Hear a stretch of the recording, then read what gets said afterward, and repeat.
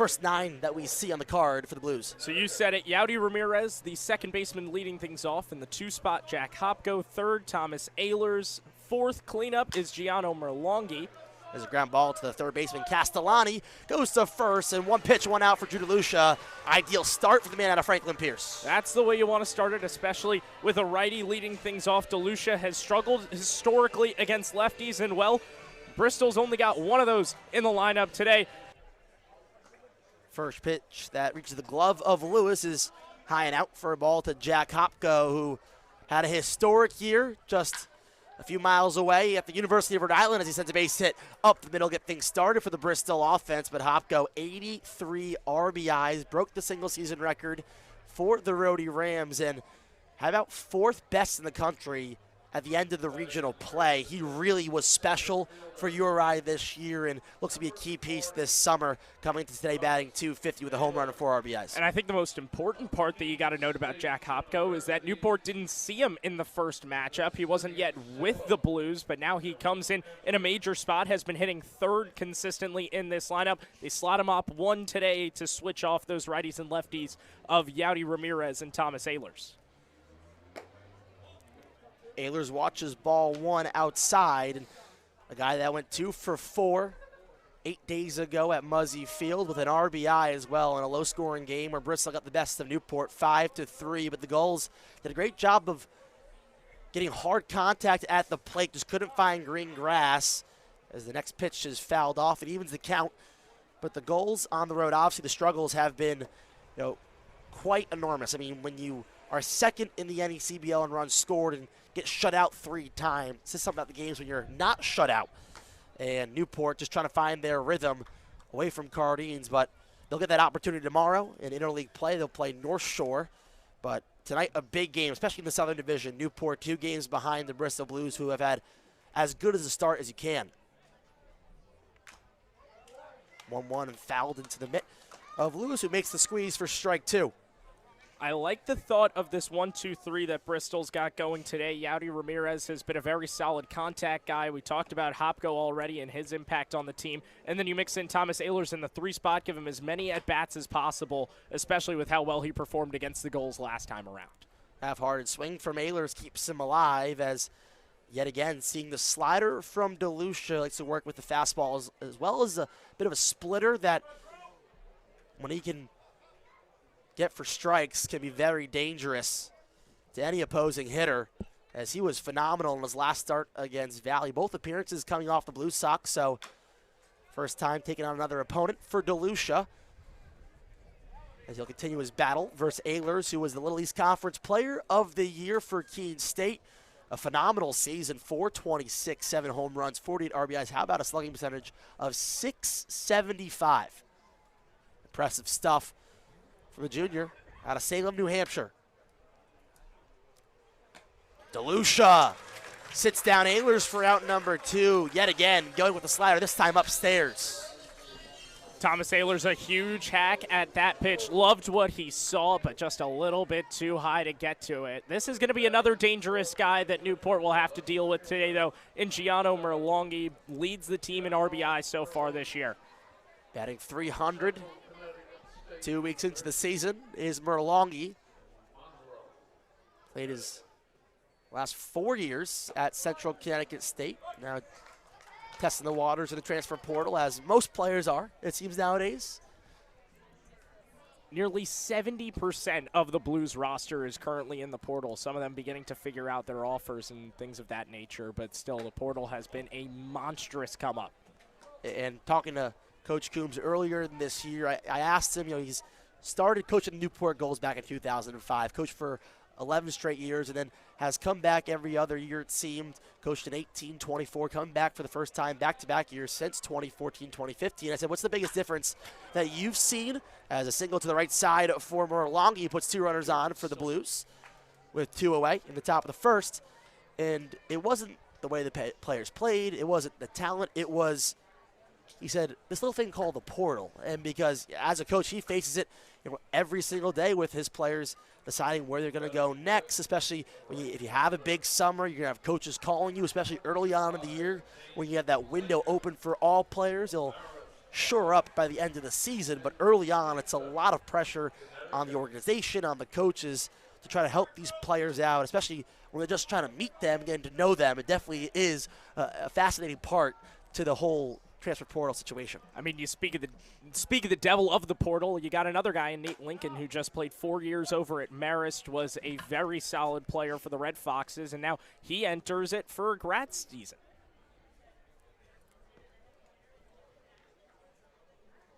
Oh, 1 is the count to Lincoln.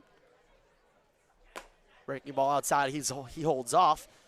And right now we've seen DeLucia really go back to that slider to try to get up in counts. He's been really effective so far for Newport. His only loss coming off an opening night 1-0 loss where he went 3 innings, allowing 1 run, 3 strikeouts, but best start of the year was last Monday. 5 Ks, 3 hits, an earned run in 4 innings as fouling one into the glove of Lewis is Lincoln. It's 1-2. Yeah, DeLucia came, this is the 5th batter, 5 first pitch strikes. That's how he's gotten ahead. Even, on 2 hits from Bristol, he started off early and hopes to get out of this one. And when he's ahead, he loves playing around with those off speeds. We'll see if Drew can find the answer here against Lincoln. He misses inside, but a stop from Lewis. Gets Merlongi in the middle of first base, and now off second is Hopko. The throw down not in time, and man, that was some wacky base running. He talked yesterday, John, earlier, that was an issue in the loss against Mystic. Absolutely. The Blues got thrown out at second 4 separate times on steal attempts, and that alone goes to show how poor the base running was, but they definitely look to get it back today. I like the idea of playing some mind games early on with Dre Lewis. You really got to keep him on his toes, and he makes an athletic play right there, hustling out, getting back in the field, forcing the Blues to get back to their bases. It seemed like Merlongi was caught in no man's land. But nevertheless, Drew DeLucia settles back in and gets a punch out to retire the side. We'll head to the bottom of the first. No score from Cardines Gulls, the first at-bats of the day after the break. To left. There he goes, on a second. Got it. It's gone. 2-run shot for Luis Arraez. This young man has payoff is crushed. Deep to right side. Top the ball, and that ball is. And a shot.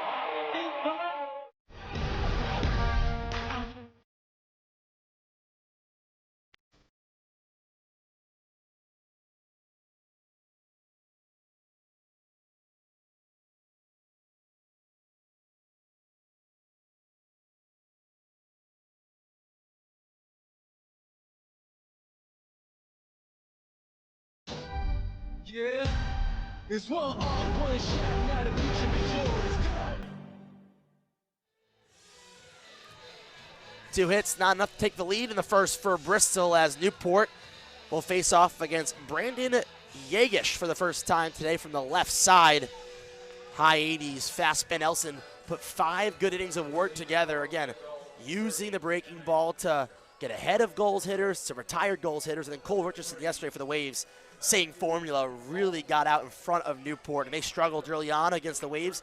They were able to bounce back and put up 5 runs, but it wasn't enough to overtake the Waves at Old Mountain Field in round 2 of the Pell Bridge Series. Newport won't take on the rival Ocean State until July 1st. As here's Matt Bolton, a phenomenal day yesterday. He watches ball 1. He went, let's see, 3 for 4, a hit by pitch, 3 stolen bases, and a strikeout. He was great for Newport early on when they really couldn't get on base and spark anything. It was Bolton getting on and moving around the bag and trying to manufacture runs by himself as he goes up 2-0 now in the count. Bolton, a Long Island native, comes up to the NECBL in a really big spot. Only just finished up his freshman season over at Binghamton. A broken bat hit to the right side of first baseman. Hopko takes it himself. And I'll tell you what, a couple of wacky first at-bats for Matt Bolton on back-to-back days. You just see the broken bat. And yesterday, first pitch from Cole Richardson hit Matt Bolton square in the helmet. he was okay. We had Coach Coombs come out. He gave him a little eye test, concussion protocol test that turned more into a joke by the end because Bolton was a little shaken up and just surprised by what happened. He was fine, but, I mean, some crazy starts to a couple of ball games for the right fielder for Newport gives way to Randy Seymour.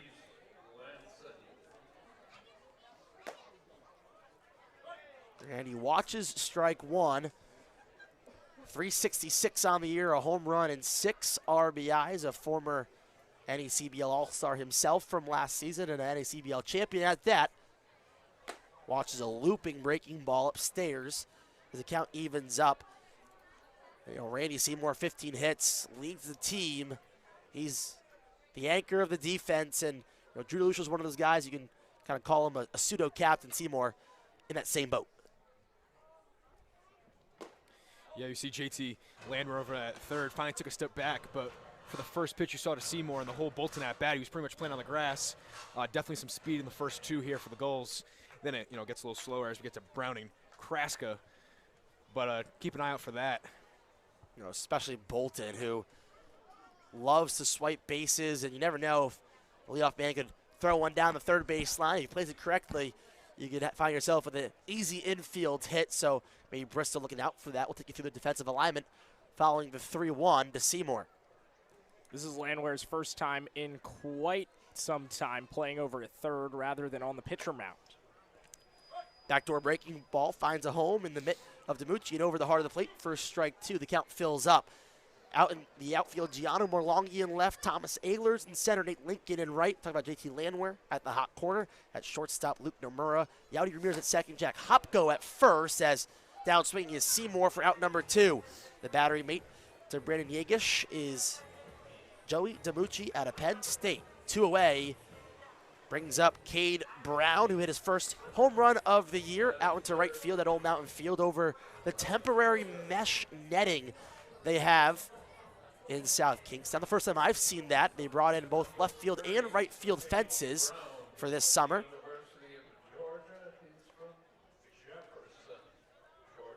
It's Brown's first game against the Blues. He swings through a 91-mile-an-hour fastball for strike 1, and currently we've seen Yegish a tick or 2 above where he usually sits with the heater.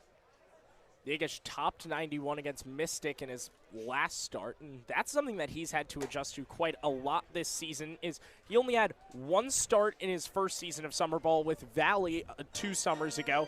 This season at Virginia Tech, didn't start a single game, but made 18 appearances. So he started a few over at Mount St. Mary in his first 2 seasons of college ball, but overall, getting the ball in your hands to start a game is not something Yegish has done in quite a while. 0-2, fastball upstairs. Did he go? No, he did not, says first base umpire J.C. Fernandez. Glenn Stewart over at third behind home plate, Craig Andriozzi. Yeah, Yegish just threw the same pitch 3 times. The first 2 worked, got him swinging. Now he's in the driver's seat on the mound. Expect him to maybe go all speed in the dirt, or he might just go back to the heater, and he does. Up and in to Brown, who recently just got a haircut today. And I say that because he had a nice flow, long hair, just below the ears, got a full buzz cut today at a place he just found for the first time next to a 7-Eleven. So maybe that adds some more juju to the bat. We'll see, but he's been in the 3-hole for the last couple of games. I mean, I guess if you're going to go to a new place, the safest way you could go is probably a buzz cut. Yeah, I mean, not doing anything too fancy, no fades, nothing like that. Just clean take it all guard off. all around. Exactly. I'll tell you what, the cutter followed the directions as the 1-2 is sawed off down the first base line. Excuse me, 2 balls, 2 strikes now. And Newport's done that a lot. We've seen a lot of hitters, especially in the front part of this lineup. They go down 0-2, 1-2, and they really battle. A lot of foul balls, and they stay alive at a very high rate. And it can frustrate a pitcher and make them leave something over the heart of the plate that they'll see as a mistake. Yegish, deuces, swing and a miss, strike very well for a majority of the week. They put up 18 runs against Valley on Monday. They put up a 7 spot and a comeback win. Grand slam on Wednesday against Ocean State. They put up 6 in a win on Friday. And then a game in between Monday and Wednesday, after scoring 18 runs, they get shut up by Keene. And then after a win against Valley, where they dominated all game long, they get shut out by Vineyard. So it's been an up and down season so far for Newport, and the thought process is if they can put it together on the road, they can be a dangerous team and one that can find themselves in the top part of not only the southern standings, but also across the entire NECBL. First hitter that DeLucia will face in the second is Trevor Hansen, the DH from the right side. Waves through a slider. It's 1-2. Hansen, 4 hits this year, 3 of them homers, 4 RBIs, had a 2-run shot in the game last night to get the scoring started for Bristol, but outside of that, team just ran cold as the game went on, but a really solid performance to get himself back in the lineup tonight. And a knee-buckling breaking ball sits down Hansen. A phenomenal pitch from DeLucia, goes back-to-back with the slider and gets his first out of the inning. That's going to be a good one to get your confidence back boosted. Gave up 2 hits and got 2 strikeouts in the prior inning, but definitely had some struggles as we saw against a couple batters. There's Joey DiMucci out of Penn State. He saw limited action versus Newport last Sunday. He just was a defensive replacement for Kevin Maluski and caught the save for Carson Renner, but that was about all the play that he got. Now getting a starting nod today as he sends a high drive into shallow left field. Coming in is Brown in left, and he makes the grab. And we talked about the haircut from Brown, and the main reason he wanted to get it was because his hat kept falling off in the outfield. But as you see, it does so even with the buzz. So maybe another strategy is going to be needed to take for Cade Brown out and left. I wonder if he'll be a little bit angry that he got it all buzzed off after seeing the result on that first run out there. Might just need to resize the hat. Don't know if the hair was the issue. Now here comes JT Landwehr, who actually pitched in the first game versus Newport. He went 2 innings, 2 hits, 2 Ks, no runs allowed. And he did let up some heavy contact, though, from Newport. Lots of deep fly balls at Muzzy Field, including Randy Seymour hit one about 370 into left. But again, long fences, I should say, in a wood bat league. Newport really had a hard time finding green grass. As you see Landwehr with the torpedo bat, obviously in discussion over the past couple of weeks as he checks through a fastball, and J.C. Fernandez says yes, he did. Landwehr loves being the two-way type of guy. Played 18 games, 7 starts in the field and in the lineup for Portland this past year. Hit 200 and then played a lot in the batter's box the past season for Bristol. Another one of those 7 returners that you'll see tonight. Landwehr gets a good piece of one, but it's down the third base line, foul by Greg Hunt. A phenomenal coach in career. You look at Mike Coombs, the winningest coach in NECBL history. Number 2, that's Hunt down at third. Another check swing. Fernandez says he went as well. That one real close, but the first base umpire sides with the Gulls here, and after 2 hits allowed in the first, hitters for the Gulls did not play yesterday, and the loss to Ocean State was an opportunity to get some other Gulls involved, but unfortunately it was Newport taking the loss, and Ocean State coming away with the victory as Kraska gets up ahead 2-0 in the count. He is tied for the team high and walks with 7, but also 12 strikeouts on the season. He goes up 3-0 now, looking to be Newport's first base runner. Yeah, Kraska, you watch him hit in batting practice, and you look at this, lefty-friendly batter. This is a lefty-friendly park. The question is, when's he going to pull it out next? He hasn't pulled it out since the home opener against Vermont back on June 4th. But with that, fence and right, and the way you can see Kraska swing it, it's soon to come. Yeah, ever since that home run versus Vermont, as you mentioned, hasn't gone yard, but we've seen plenty of opposite field extra base hits as he pulls it down the first base line, stays fair, making the backhand and scoop is Hopko, takes it himself yet again for another out. Second straight inning where Yegish starts it with an unassisted ground out over to Hopko. Hitters are early on him, and that is definitely something that you want to see early on in this game. Look, he doesn't throw with the most velocity that you're going to see in this league. Tops about 91, but if he's going to hit that consistently, you'd rather a guy be early on 91 and get easy ground outs than be late on it and then adjust to it as the game goes along. And Newport might be trying to get on top of the breaking ball, which they've struggled with, as Castellani little behind that 91-mile-an-hour fastball. That's been the sweet spot for the Newport lineup. The low 90s fastball they've hit really well so far this year. I mean, even in the loss against Martha's Vineyard, Castellani, a player that hit some really hard ground balls against the Sharks. So he now faces a 2-1 count. And Cardines itself is another reason why you would like to see hitters, especially lefties, be early on Yagish, because it is a little bit deeper out to right field than it is to left. So you don't want to see hitters, or especially right-handed hitters, pull the ball as much. You'd rather them be a little bit later. And lefties, you want to see be earlier in this count. Oh, certainly. I mean, the quirky dimensions here at Cardines Field, you're just taking a look around the outfield. 321 to right center as it juts in from center field. It's unique in that aspect as the count runs full, following another swing and a miss on a fastball for Castellani.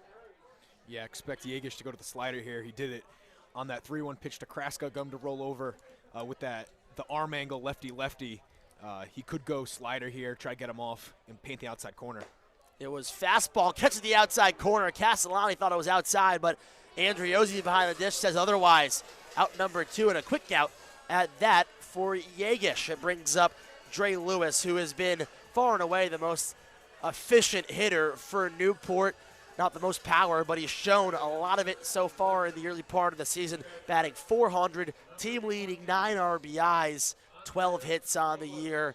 And I'll tell you what, it was a week ago today where he put up a career game, 4 for 4, 6 RBIs, and a 2-run blast, an exclamation point, and an 18-4 win against Valley. And that's the thing that you kind of see is interesting about Dre Lewis is that he didn't play last game against Ocean State. They go down and lose, and now you come back to Cardines, you're playing Bristol, and that's where he does get the start.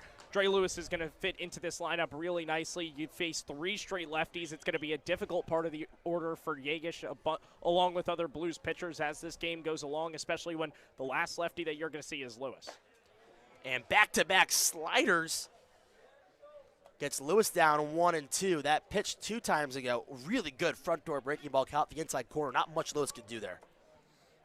Yeah, either you can jam him here inside with the fastball or go right back to that slider. Blues right now take some time to mention our friends at Netting Professionals, the official netting partner of the New England League. Their netting and wall padding products have been featured in Major League Baseball venues and many collegiate facilities throughout the country. From design to fabrication to installation, Netting Pros is improving one facility at a time. And so far, Newport's offense been quieted down by Brandon Yagish, and last inning it was DeLucia going 1-2-3 for Newport. So we'll see what team breaks first in first 2 innings that we didn't see much offense. Of course, a couple of hits from Bristol in the top half, but since then it's been really quiet. Absolutely.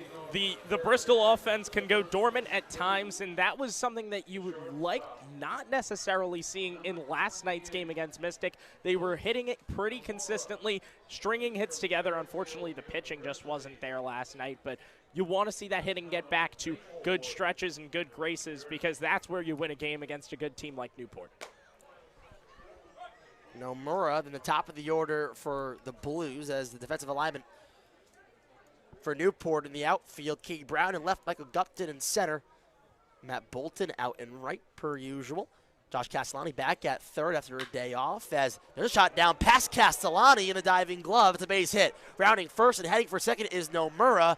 There's no competitive throw in as Katie Brown has a hard time picking up the ground ball. It's a leadoff double for the Bristol Blues, exactly the start they wanted here at the top of the third. And not only the start that the Blues would want, the start that Luke Nomura would want in this scenario. Just 4 for 25 to start the season after a spring at Fairfield that entailed a .330 batting average in almost 60 starts. You want to see that wood bat come around, and that's exactly the way that you got to do it. Randy Seymour at shortstop. Adrian Arzaga at second. Petey Kraska at first. Ray Lewis behind the dish. We'll finish out the alignment for you defensively for the Gulls, who are now trying to spoil a runner in scoring position. No one away for Yaudy Ramirez, who grounded out to Castellani first time up. Currently squaring away is Josh as next pitch is fouled back. Maybe trying to protect from a bunt from Ramirez, but Castellani now backs up with the 1-1 count.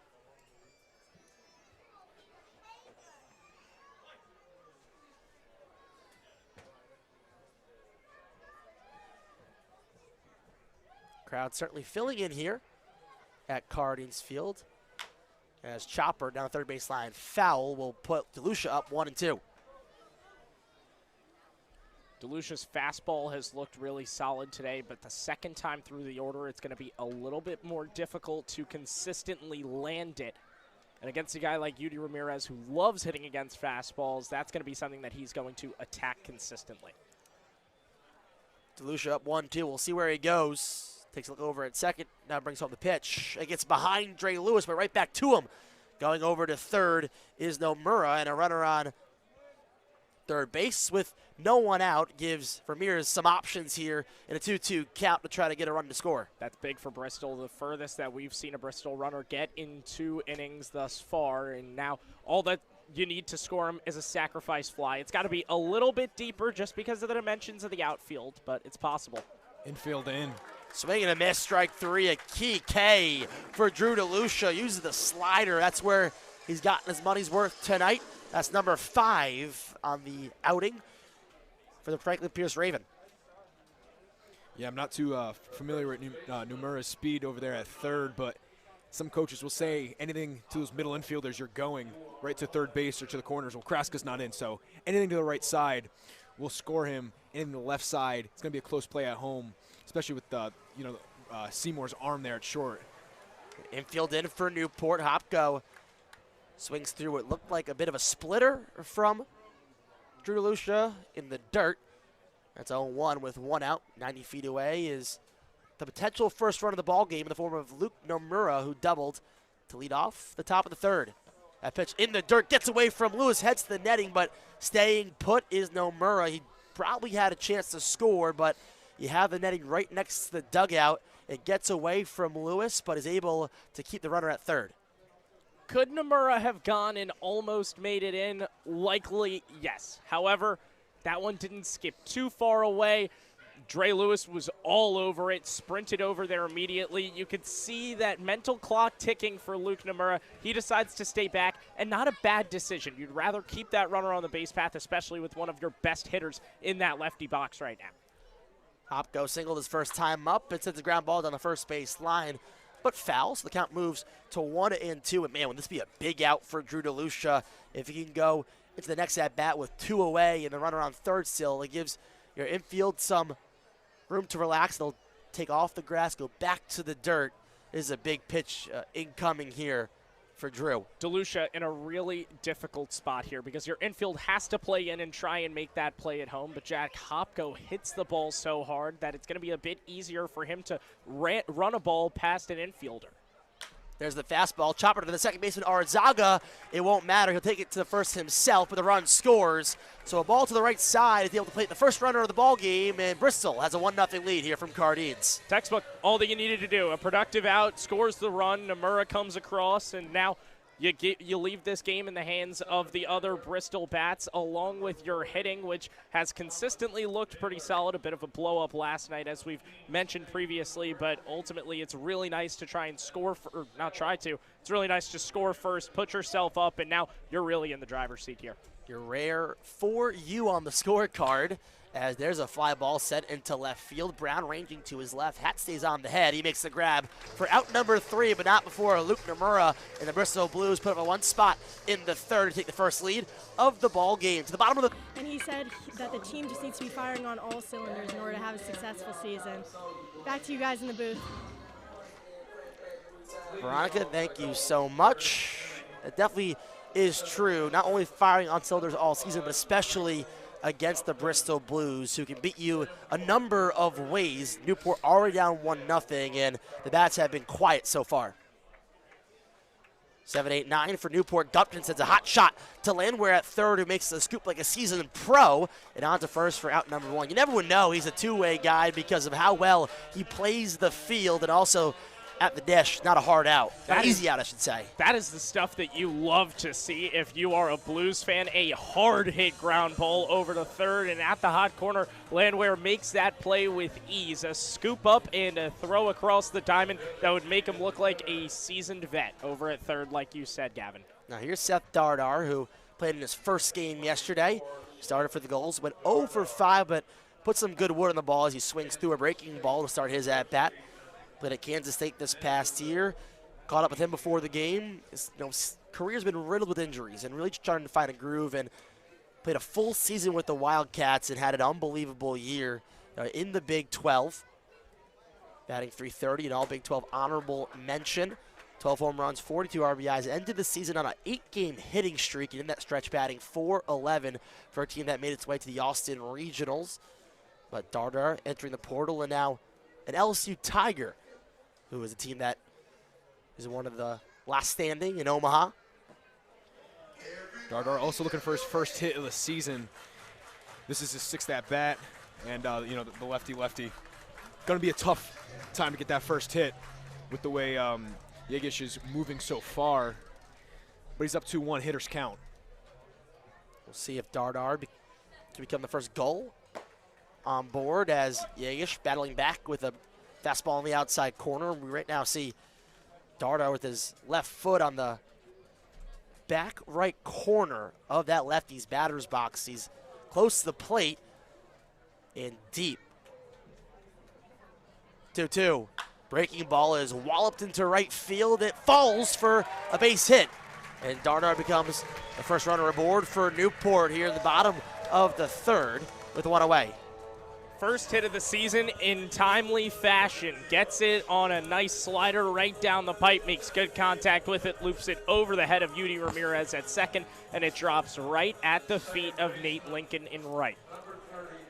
Here comes Adrian Arizaga out of the University of Miami, his 3rd start, 2nd time playing here in front of the Cardines crowd.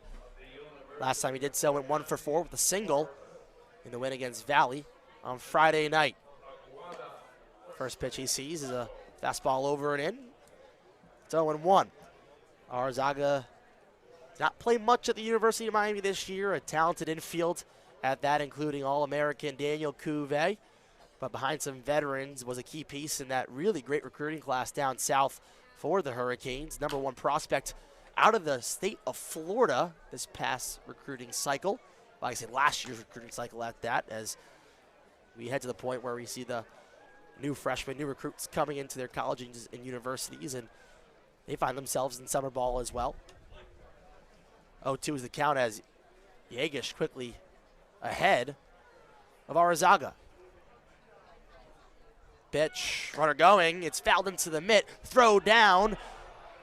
That's In time, says Glenn Stewart, and a strike him out, throw him out. Newport gets their first runner on, but not for long, as Yegish gets. DeLucia and Yegish have been able to start the counts with a strike. Yegish done a great job of using that outer half of the plate. DeLucia, they opposite on the inner half of the plate, but they've worked in a good mix of the fastball and the off speed. We've seen it work so far, except that one bad inning, saw Jack Hopko driving Nomura last inning. It was high chopper, slow, wasn't his best contact, but it was hanging in the air for long, scored the run. Other than that, though, they've been pretty remarkable on the mound. DeLucia's first pitch to Merlongi is hit high in the air, first base side. Chasing after it in foul territory is Kraska, who hits the fence but can't make the grab.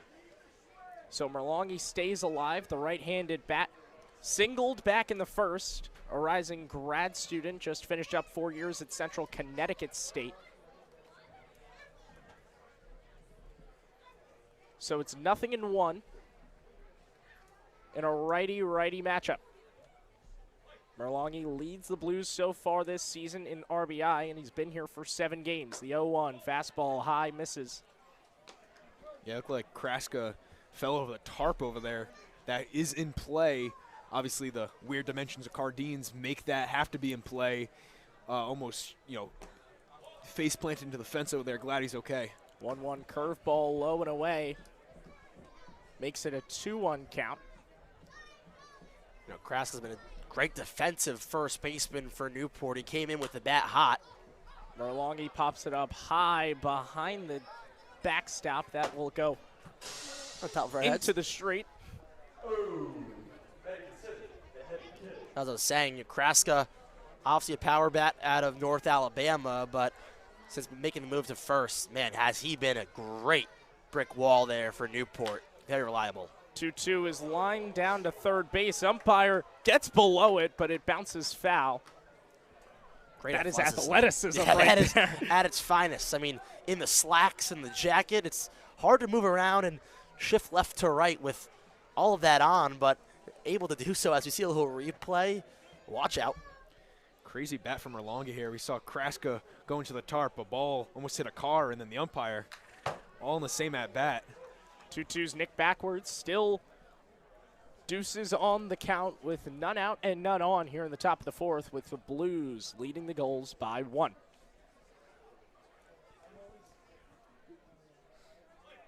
DeLucia's longest at bat of the day so far. Here's the pitch. Off speed misses, low and away once more. Count runs full for Merlongi. Yeah, DeLucia decided to go the little junk right there in the 3-2 count. He had a pitch to waste. Went with the changeup. Needs to come back with something in the zone. Payoff. Hit on the ground over to first. It's picked up by Kraska. He will flip it to DeLucia, who covers for the out. And the first time we've seen DeLucia obviously face a payoff pitch, and that's kind of difference today between DeLucia and Yegish. We've seen multiple 2-2, 3-2 counts from the Gulls at the dish. Not so much on the other side, but it's been Yegish coming out on top of those high leverage at bats, which I think adds on to his already impressive night, is his ability to lock in the zone, not give away free passes, and step up when it is a 2-1, 2-2, 3-2 count. Yegish has worked his off-speed really well. DeLucia's mixed around all of his pitches quite a bit. 88 on that pass heater. Here's the first pitch to Lincoln. It's another curveball low and away, 80 on the radar. Lincoln struck out swinging his first time up. That was back in the first. He was the last batter in the top of that one. DeLucia delivers from the chest. Lincoln pops it up foul, first base side, out of play. That one strolls out of Cardines. Lincoln, the only Blue to appear in all 10 games for Bristol thus far, was 1 for 4 last night with an RBI, a walk, and a strikeout. Infield in its regular spots. Here's the pitch. Swing barely nicked back into the glove of Dre Lewis, so that'll make it 1-1, or 1-2 rather. That was over that splitter that Lincoln got out ahead of. Great pitch on the outside corner again. DeLucia up in the count. Lots of options now. Doesn't have to throw a strike to Lincoln, who's already chased once. Here's the 1-2. Swing and a miss on the changeup. That goes low. So Lincoln goes down swinging for the second time tonight. There's 2 away in the top of the fourth with none out. Blues by 1. Trevor Hansen steps into the righty box. Struck out looking back in the second. That was some nasty stuff from DeLucia. Obviously, Lincoln kind of coming in on his toes with that 2-strike approach. Just gets out in front of it, and there's really nothing you can do about that one. First pitch to Hansen in the righty-righty is a splitter that falls to the bottom of the zone, 0-1. DeLucia already up to a season-high 6 strikeouts, punched out 5 last time around against Valley. Pitch. Hansen hits one hard on the ground to short. Picked up, throw to first. It's low, can't get scooped up, and Hansen's hustling for 2 as it gets by Kraska. He's in there standing up. A brutal error for the shortstop Seymour. And uncharacteristic at that, you see how he rounds the ball, uses one hand, doesn't get his body in front because his hands have been great all year, and just those were in the dirt. And the in-between area is tough for someone like Kraska because, on a one-hop is not the worst thing, but you either wanted to be way out in front to give a better reaction time for the first baseman or right in front of the mitt so you can kind of trap the ball at first. That one in that scary middle zone where you got to close your eyes and try to time the ball up perfectly. Kraska not able to this time around. It's Joey DiMucci in the righty box. First pitch to him, cut on and missed. Curveball low and away. Gets DiMucci going. He's 0 for 1 with a fly out back in the second to left. He's got Hansen on second with 2 away in the top of the fourth. Bristol by 1. Here's the 0-1. Swung through. The thing about Newport coming into today, number 1 in fielding percentage, 6 total errors on the year. Welcome back to Cardines Field. Blues up 1. They had a runner on second with 2 outs, but couldn't convert in the top of the fourth. So we're in the bottom of the fourth inning here. Brendan Yegish still on the bump for Bristol, trying to keep this lead intact for the Blues. He faces the top of the order for the Gulls. Alongside myself, it's Gavin Bisho, Matt Clemens, I'm John Baccio.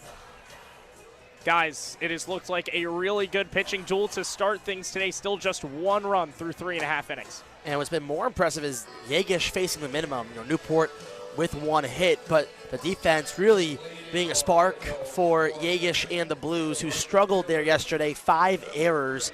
That's a third of the errors they committed on the year. So a definite off day for the fielding for Bristol, but they've put away all doubt so far in the early on that those struggles will continue. Absolutely. A far more characteristic type of game that they've seen so far is that slider hits the low and away edge on the lefty Bolton.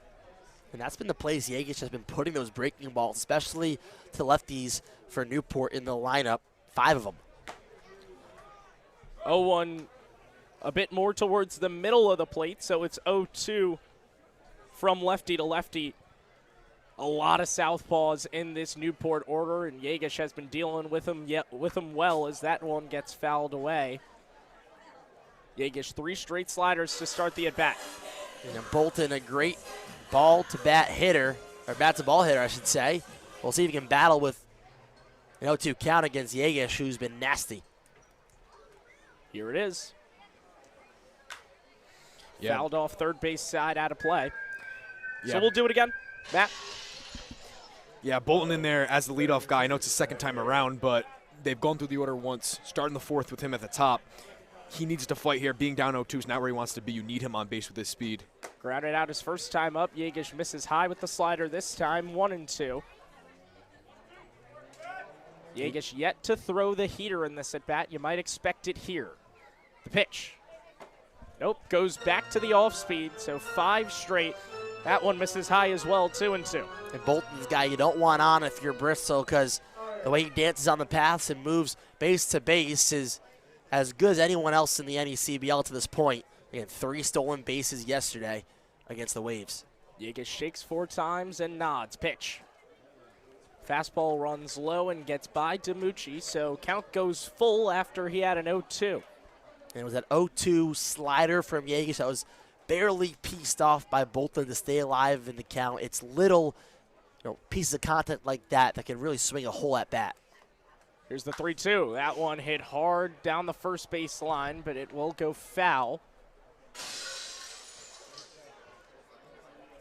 Bolton got a big chunk of that 3-2 pitch, but couldn't keep it fair out in front just a bit. 3-2 again. Misses low and away. Yegish throws his first heater of the at-bat, but can't hit the zone. So that'll bring up the 2-hitter, Randy Seymour. And a great battle from Bolton. We've seen that a couple of hitters so far from Newport. Seymour, one of those last time up, faced a payoff pitch, along with Kraska, who's up 3-1. Castellani had a payoff pitch opportunity, but it was Yegish winning those early battles. If Newport can start turning those strikeouts and groundouts to walks, put runners on, force Yegish to make some tough pitches in some high leverage situations, that's all you can do if you're Newport. That's the VT Senior's first walk of the day on the Gulls. Here's the pitch. That one hit high in the air into right center field. Lincoln chasing after it, as is Ramirez. It will drop out of the glove. Throw to second is in time for the force out. So Seymour gets in there with a fielder's choice after striking out in his first at-bat. A bad break for the Gulls, as Bolton had to hesitate into right center, and that one does get past Ramirez, but he gets caught lacking over at second for out number 1 of the bottom of the 4th. And that's the second time it's happened to Newport in the last 3 games. It's so rare to get a fielder's choice put out, but a lot of those shallow fly balls can really freeze up a runner, and it's such a rare thing to happen. To see it twice in the last 3 is an anomaly at times. But if you're Bristol, you'll take the switch from Bolton to Seymour. Seymour, not the fastest, certainly not the slowest, but with Bolton's wheels, you'd much rather have Seymour on base. Yegish a failed pickoff at first. Here's the pitch to Cole Brown. Curveball misses downstairs, 1-0. Yeah, I was expecting Seymour to work more of a count there, especially with the speedy Bolton. Even though he had the lefty pitcher and the good arm behind the plate with DiMucci, I would like to see them work more of a count. Maybe get Bolton to steal second. He actually obviously put the ball in play.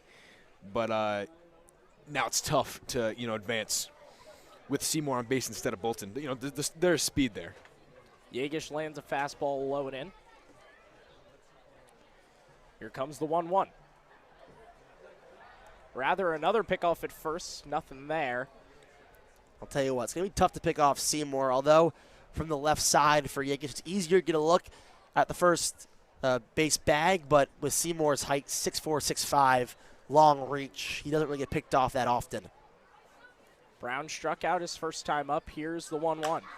Lined down into left field. It'll get down for a base hit. Merlongi picks it up. Rounding second, going to third is Seymour, who gets caught by a mile. What a toss by Gianno Merlongi out and left. And just a really good throw from Merlongi. No relay needed as Seymour got the wave sign from Ted Regan down the third base line, but a great rip by Cade Brown. Nonetheless, Newport really putting together a solid inning. Just unfortunate base running has left them with no runs on the board.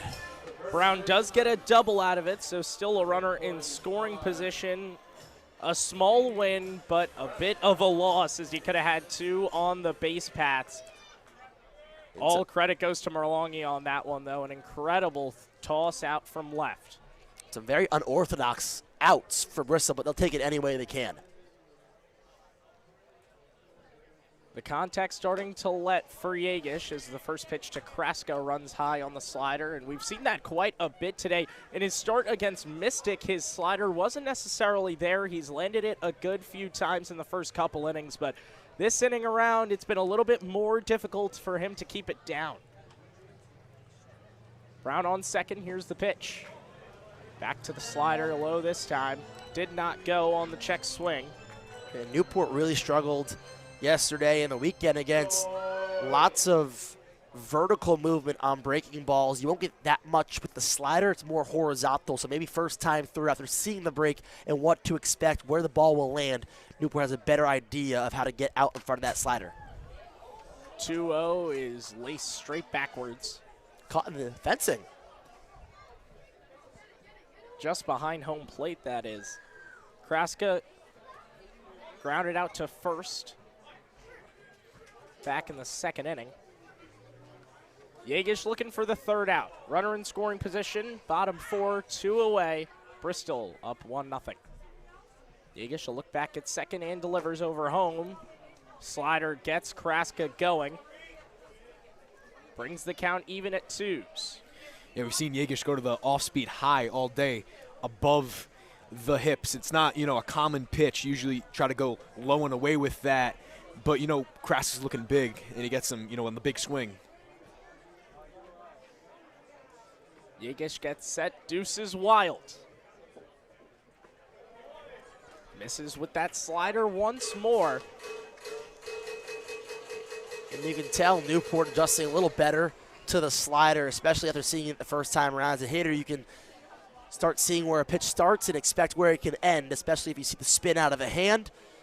Starts over the plate, probably going to be away for a ball. If it starts on your inside shoulder, if you're a lefty, probably going to find its way in the zone. So you got to battle if you see that. Yegish will step off, a bit intimidated by Brown over at second. I think Petey Kraska wants to see if they got a clock on Yegish, who, if gets called for a pitch clock violation, would be a free pass for Kraska. Yegish looks in, gets the sign. 3-2, kicks, fires. Kraska lines one into left center field. It gets down in front of Ehlers. The throw into second is there, but Newport ties this one up with Brown coming around to score 1-1 here from Cardines Field. And it was another piece of contact, very similar to Seymour's to right field, but with 2 outs, there's no question on if you're running or not, so it allows Cade Brown to be very aggressive on the pass and take a big turn around third. Again, no throw in, but again, going the other way has Petey Kraska gone, especially here at Cardines. We've seen him scrape the left center field wall a couple of times ever since opening night here at Cardines Field, where he hit a towering moonshot over right field. He's covered all parts of the plate, and he's been a tough out for any opposing pitcher. You see hitters warming up to Yegish quite a bit, and that brings out the pitching coach for Bristol, John Nagel, trying to calm his southpaw down. Guys, it's been a pretty difficult stretch for Yegish thus far. What's changed from the first 3 to now? Well, I think that second time through the order really matters. And I know Bolton got thrown out on the fielder's choice, but getting that leadoff hitter on that they couldn't do in the first 3 innings gave them the boost. It got them a guy on where even when Seymour hit that fielder's choice, you still have a guy on. He gets thrown out at third, but you still have a double. So getting that first guy on, even if he doesn't stay on, brings momentum into the inning. Finally, Kraska gets in a 3-2. He's looking for one thing, and it was a fastball, and he got it. You know, Yeager's wishing he went to the off-speed, went away right there, but he didn't know if he's going to be able to locate. He went with the fastball, and you saw kind of like that bloop shot. You know, Kraska can hit it harder than that, but found open grass. But I think it all goes back to that Bolton walk to start the bottom 4th. Momentum kills, and that's what's gotten to Bristol thus far, but Newport's riding it high as the first pitch to Josh Castellani misses low. 88 on the heater right there. Gavin, what do you imagine Nagel was probably talking to Yegish about in that visit? Well, just trying to settle down things. Obviously, besides the Bolton walk, the last 3 batters have gotten good pieces of contact against him, and maybe switching up the strategy and the sequencing a little bit. We've seen a lot of the slider, and in this half inning, it hasn't found its way in the zone for strikes. So maybe trying to work in other pitches that he has in the arsenal, change up and a fastball as Newport slowly coming around to getting ahead in counts and finally capitalizing. 1-1. Slider just outside to lefty Castellani, who's got a 2-1. I think something really important for Newport, good sign, was a runner on second, 2 outs. Kraska scoring that runner. Newport left 9 goals on base yesterday. 6 of those were in scoring position, including an 8th inning where they were down 1 and the bases were loaded with 1 out. And there's another blooper into left field for a base knock. Gianno Merlongi picks it up off a hop, throws into the infield. Nomura backtracks to make the catch on it. That advances the runners. That's 3 straight hits for Newport. And this is kind of the opposite of what we saw last time around for Newport against Bristol at Muzzy Field. The Gulls were hitting the ball extremely well. Lots of hard hit line drives, deep fly balls, but nothing was finding the green grass in Connecticut. But today, it seemed like the exact opposite. We had a couple bloop shot singles, but then also some down the line that have stayed in fair territory. Just a big difference from the first time around against Bristol last Sunday. Yegish pump fake, steps off, will throw a lob over to second, but no tag even applied. We saw Kraska put on late breaks with that ball into left field, obviously knowing Merlongi's arm, and also Kraska, not the speediest guy. He's already been thrown around a couple times this year trying to get extra bases, and it's more important to keep this inning along if you're Newport. You've shown success against Yegish, especially now with Dre Lewis, your most consistent hitter at the dish. He sits in the 6th hole, really rounds out the Newport lineup. There's no weak spot, top or bottom, especially with Lewis as far down as 6. Yegish a long stare back at second. He's got runners on first and second. Pitch cut on and missed, 1-1. Yegish goes back to that off speed. Yeah, you see Kraska out there at second, taking that 2-out lead, they call it in baseball. He's starting on the back of the bag, making it the best angle around third. Obviously, the limited speed from him, but anything that's not right to an outfield, he could probably score on with that kind of lead. Another swing and miss. Yegish gets on the breaker. Nomura playing very close to second. Yuri Ramirez, the second baseman, playing deeper into right field. Heels on the grass. Hopko playing back at first as well. 1-2. Swing and a miss on the slider once more. Yegish finally gets out of it after giving up 1 and 3 straight hits. He gets a K. Innings for Drew DeLucia, 6 strikeouts, no walks. That's really good against a very talented Bristol lineup. We'll see now if Phillips in his first start can settle in here to the Cardines Field crowd and kind of continue the train for the bullpen, as there's a place of struggle yesterday for Newport after Max Beck's phenomenal 4 innings, 7 strikeouts, allowing 1 run. Logan Olson followed up with allowing 5 runs in 1 inning, and then Blake Julius, who was accredited with the loss, 3 runs in 2 2/3. Pitching was a bit all over the place for Newport. You had 2 consistent players and then 1 Little blow-up performance in the middle of them, and that's really what gave Bristol the win back at Muzzy. But fast forward to present day, we're tied at 1s through 4. And here in the top of the 5th, it'll be JT Landwehr, Luke Nomura, and Yaudy Ramirez 8-9-1 up for the Blues, facing off against a fresh face in Brennan Phillips. So, Gavin, what do you think is going to be the key after seeing this Bristol order through one time, now having to face a new pitcher? What's the key for Brennan Phillips here to attack? It's easily to limit the free passes. Newport has struggled with walking opponent batters, especially in the bullpen. Some of Newport's most effective hurlers have been really great at limiting the walks. Brennan Phillips has to do that because a couple players in this Bristol lineup can really boogie on the paths, and Yaudy Ramirez is one of them to lead off. Obviously, not Yaudy Ramirez, JT Landwehr leading off. You want to get your enders if you're Phillips. You don't want to put them on first and bring up the top of the order that can do damage. Landwehr struck out his first time up back in the second. Here's the first pitch from lefty to righty. Hit sky high to the backstop. Dre Lewis takes a couple steps to it. It goes out of play, and a fan makes a catch. And unsuspectingly, too. He wasn't even looking. He looked behind him, and the ball landed right in his lap. Not many times that happens on a foul ball, and that's a real lucky fan. Gulls wish they were playing banana ball where a foul ball caught was an out, but NECBL rules just a little bit different. 0-1. Right down the gut on the breaker. So nothing in 2 to Landwehr. None on, none out in the top of the 5th here, tied at 1. DeLucia went 4 strong. His only run given up was back in the 3rd. Phillips looks to relieve him as that pitch runs high. A ball and 2 strikes from the lefty Phillips to the righty Landwehr. Phillips winds up and delivers. Landwehr hits it on the ground, laced over to third. Throw to first is in time from Castellani for out number 1. Castellani been one of those guys who's been real solid at third base. Says he's done his best to block the ball. Obviously a bigger frame so he can move a little more laterally off the jump. But what comes off when you watch him for a game or two is just how good his arm is. He can make throws from across the diamond in no time. And obviously, you didn't see it there. He had plenty of time to make a nice, easy throw, but we've seen multiple circumstances where he's had to make hard, accurate throws as he's able to do so. And you look around, talk to the other broadcasters and the other fans, their eyes open up when they see a zip-on from third in Castellani.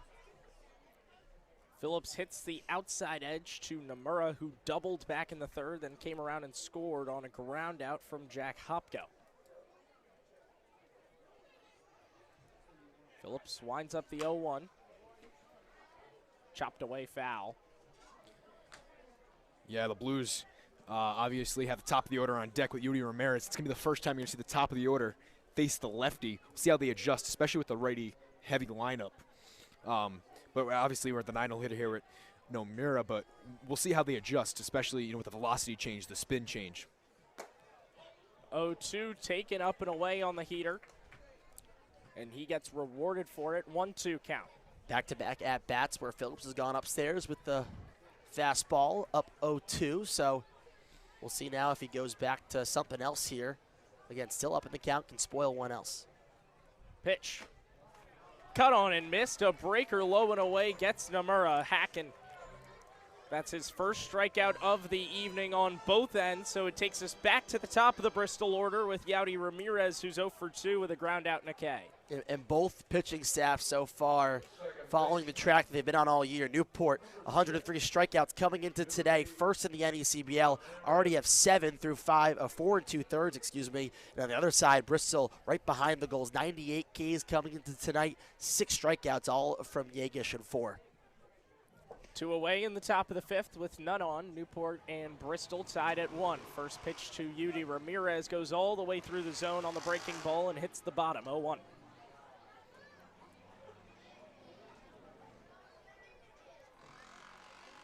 Phillips leans in for the sign, gets it, pitch.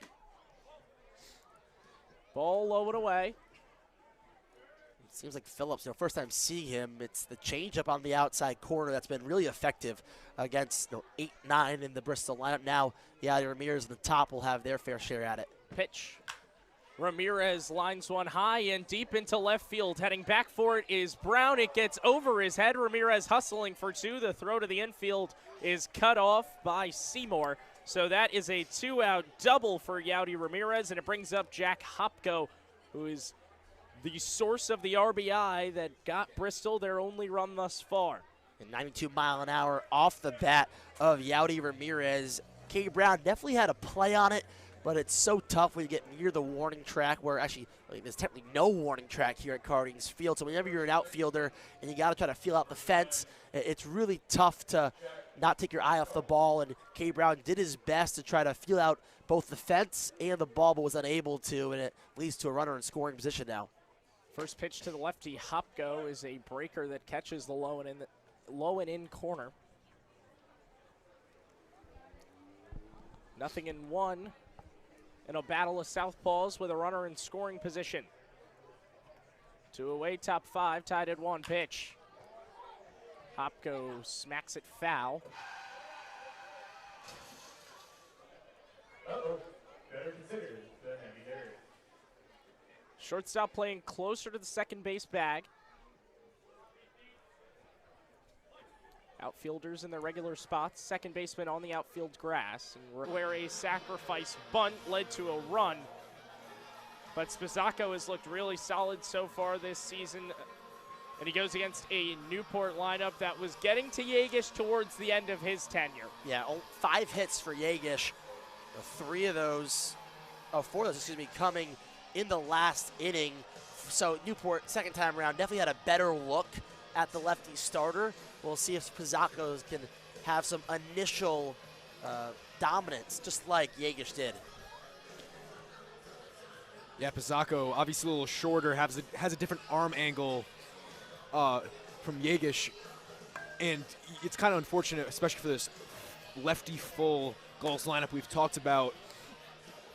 But they're going to have to adjust to it. They've seen the lefty all day. It's going to be coming a little differently. The velocity is around the same, but it's got to keep up what they started last inning. You talk about different arm angles. Spizzacco pitches from a 3/4 slot. Yegish about as close to sidearm as you can get. So it's definitely a different look. Potentially easier, potentially harder when you have to warm up to it after you were just through the order of Yegish twice nearly. Spizzacco will face 7, 8, 9. It's Gupton, Dardar, and Arizaga coming up. Gupton grounded out. Dardar singled and then was caught stealing at second. Arizaga struck out his first time up. DiMucci goes out to the mound to meet up with Spizzacco before heading back behind the dish. Gupton will lead things off, a rising junior over at Samford. Has appeared in 6 games up to this point, is 6 for 25 in all of his at-bats with 2 runs driven in. Last appearance was against Vineyard, where he went 0 for 4. And that was a day where really no one for Newport had much success. So yes, 0 for 4, but that kind of toted along the party lines for the Gulls in the Vineyard on Saturday. But back here at Cardines Field on Friday night, 2 for 3. The play of the game, a double into left center field that cleared the bases for Newport, and the first extra base hit we've seen from Gupton, who showed that he has power. 15 home runs, led the team this season for Samford. First pitch from Spizzacco was a fastball down and out that got a swing, and the first one's a heater up middle that also gets a swing and miss, so it's a quick 0-2 to Gupton. Gulls got shut out for the 3rd time this season at the Vineyard that game. Middle infield playing deep out. Landwehr off the infield grass at third. Pitch hit high in the air down the first base side, out of play and out of Cardines. Yeah, if you ever see Gupton in warm-ups in his shirt, I mean, he is ripped. We saw that hard hit ground ball to third base in his first at-bat. And, you talked about that 2-run double against Valley on Friday night. Some of the best power in this Gulls lineup, and I mean, he even has that aggressive stance. 0-2 is hit up the middle, and it gets by Yadi Ramirez. So the first hit given up by Spizzacco comes on the first batter. That brings up Seth Dardar, who's 1 for 1. And you see a little bit of that strength that he's able to take an off-speed pitch on the outside corner up the middle for a base hit. Really tough to do so, especially you look at, Gupton from far ways away, 5'9", not the tallest hitter, definitely compact, has a lot of strength, and off the end of the bat, able to get a good piece, 91 miles an hour, right back where it came from for a leadoff man. Bit of a different look for Spizzacco this time around as he faces the 6'2" Dardar as he throws over to first, but not in time.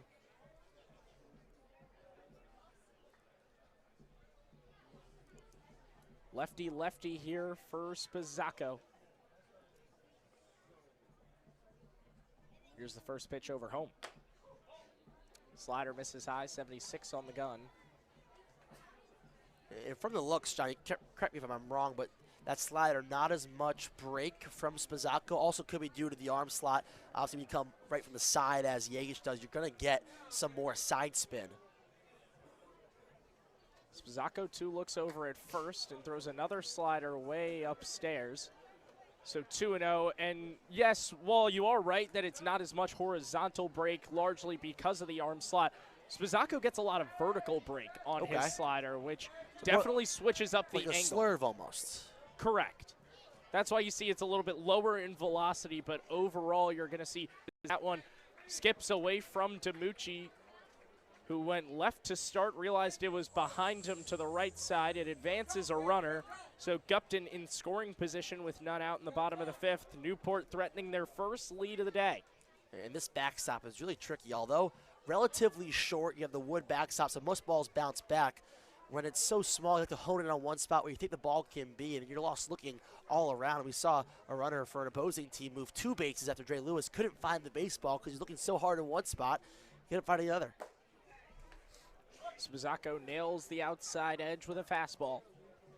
Dardar in a good spot right now. Obviously, he got the Gulls' first hit in the bottom of 3rd. Also got his first hit of the season. Now with the runner in scoring position, 3-1. Going to have to put something in the zone. And if he doesn't, going to be ball 4. Expect him to go, I can't see him going off speed here, but if he does, he's going to have to paint it. Shortstop playing behind the base runner. Spizzacco, 2 looks over at second and delivers the 3-1. It's hit high in the air out into left field. Merlongi chasing to his right will make the catch in time and space. Not enough for the runner to tag up. So that's 1 away in the bottom of the 5th. Brings up the right-handed bat of Arizaga. Yeah, obviously, you would love for a job to be done at the very least. Maybe move Gupton from 2nd to 3rd, but a great job at that from Spizzacco, getting a weak slicer into left, because with Dardar facing a 3-1, you expected him to be a little more on the conservative side unless he saw something he really liked, and that pitch was over the heart of the plate, but again, more on the inner half to the lefty. It sounded like he almost broke his bat. First pitch cut on and missed on the 90-mile-an-hour heater. Namura back in the natural spot at short.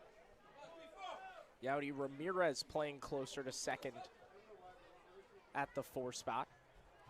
Center fielder shaded to left center. Spizzacco, a look back, runner goes. That ball is lined backwards, foul though.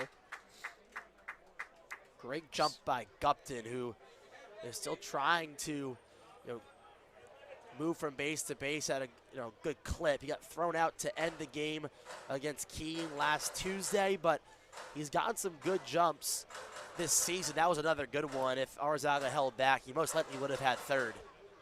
I don't even know if I would have thrown that ball if I was DiMucci. Yeah. Gupton was basically would have been sliding in by the time he was getting it out of his hand. Second baseman leaning towards the bag, pitch. Slider grooves high. And it seems like Gupton is just waiting for that second look from Spizzacco, because I don't think we've seen any more than 2 looks. So maybe trying to time up the lefty. If he gets that second look and turns towards the batter in Arizaga, he might be taking off here.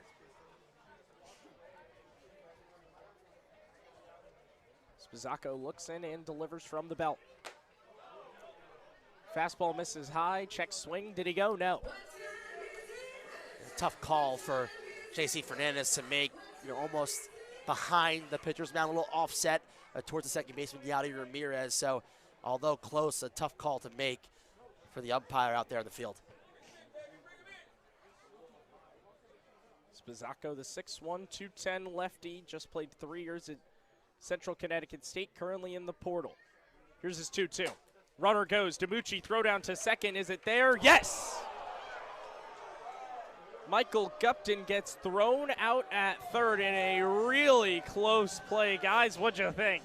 Well, it was that second look that Gupton took off on, and the throw was right there. Great job from DiMucci to make it real close, but it seemed like Glenn Stewart had an initial safe call turned into an out, so maybe from his angle had a better look at it, but man, it was real close. You could go either way on that one, it seemed. Fastball ran high, so it's a 2-2 count, or 3-2 rather, as that one goes too far inside with the breaking ball. So Newport gets a runner back anyways, but that is a brutal beat for the Gulls. Yeah, DiMucci behind there has a cannon. We saw it on that strike him out, throw him out a few innings ago. Laser beams down. He puts in the right spot, not too high to land more down there. Puts at a low spot so he can hit the foot. It might be controversial if he got him or not, but nonetheless, textbook from DiMucci.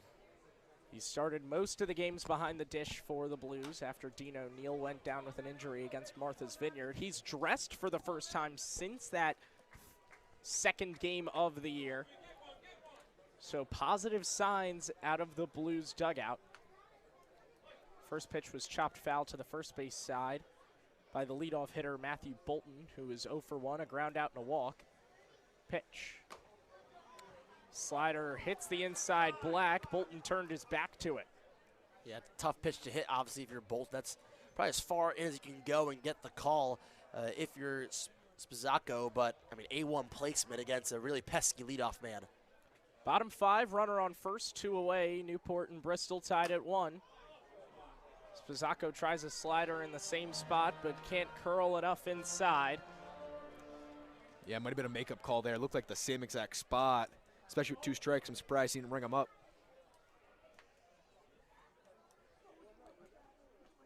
A ball and 2 strikes. Here it is.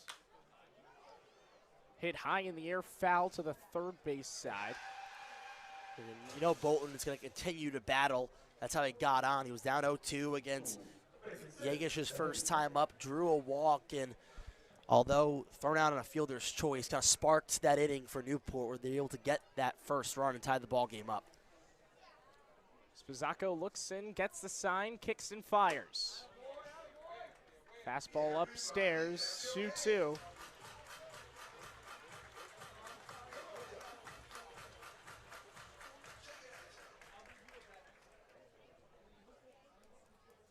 Spizzacco collects. Here it is. Bolton hits one high in the air. That ball is mashed out to right. Will it stay fair? No. And a great adjust by Matt Bolton. Obviously thinking fastball gets way out in front of a breaking ball where if it was fair, it was well gone, but just it seemed about 20 to 30 feet right of the right field foul pole. Again, only 280 to right field, but a 25-foot fence kind of cancels some of that distance out. Another 2-2.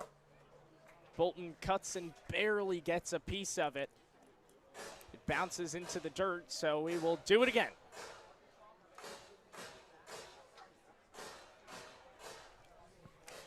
The 23rd pitch of the inning coming here for Spizzacco. Gulls have done a good job getting that pitch count up and probably want him out of this game. Try to get a righty in.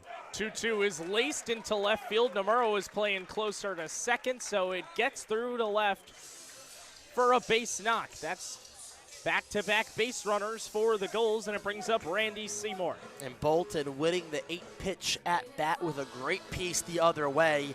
93 miles an hour off the bat. You can only think that if either Gupton was on third or maybe stayed at second, that he'd have a run across for Newport, but we'll see if the Gulls can spark a 2-out rally. And again, top of the order up for the Gulls. You now have Randy Seymour in the 2 spot, who's already hit a ball into the outfield. Unfortunately, it was a fielder's choice throw at second, but he's a guy that has done damage, especially here at Cardines Field. Hit a towering home run last week against the Blue Sox. First pitch in a crucial spot. Breaker goes down and misses 1-0 with runners on first and second. Bottom 5, 2 away. We're tied at 1. Yeah, Seymour put something in the gap here. It might score Bolton from first. That's the break they need. Obviously, Arizaga's going to score easily on pretty much anything. Seymour, big spot right here. Bottom of the 5th, this could be we've seen the 6th inning be a big inning at home for the Gulls. This around that time they start to break out. And I'd argue that usually a piece into the outfield would score Arzaga, but maybe not to the left side, as we've seen the arm from Merlongi. Yeah. He's really been a factor out in left field for the Blues. 2-0. Ripped foul to the left side.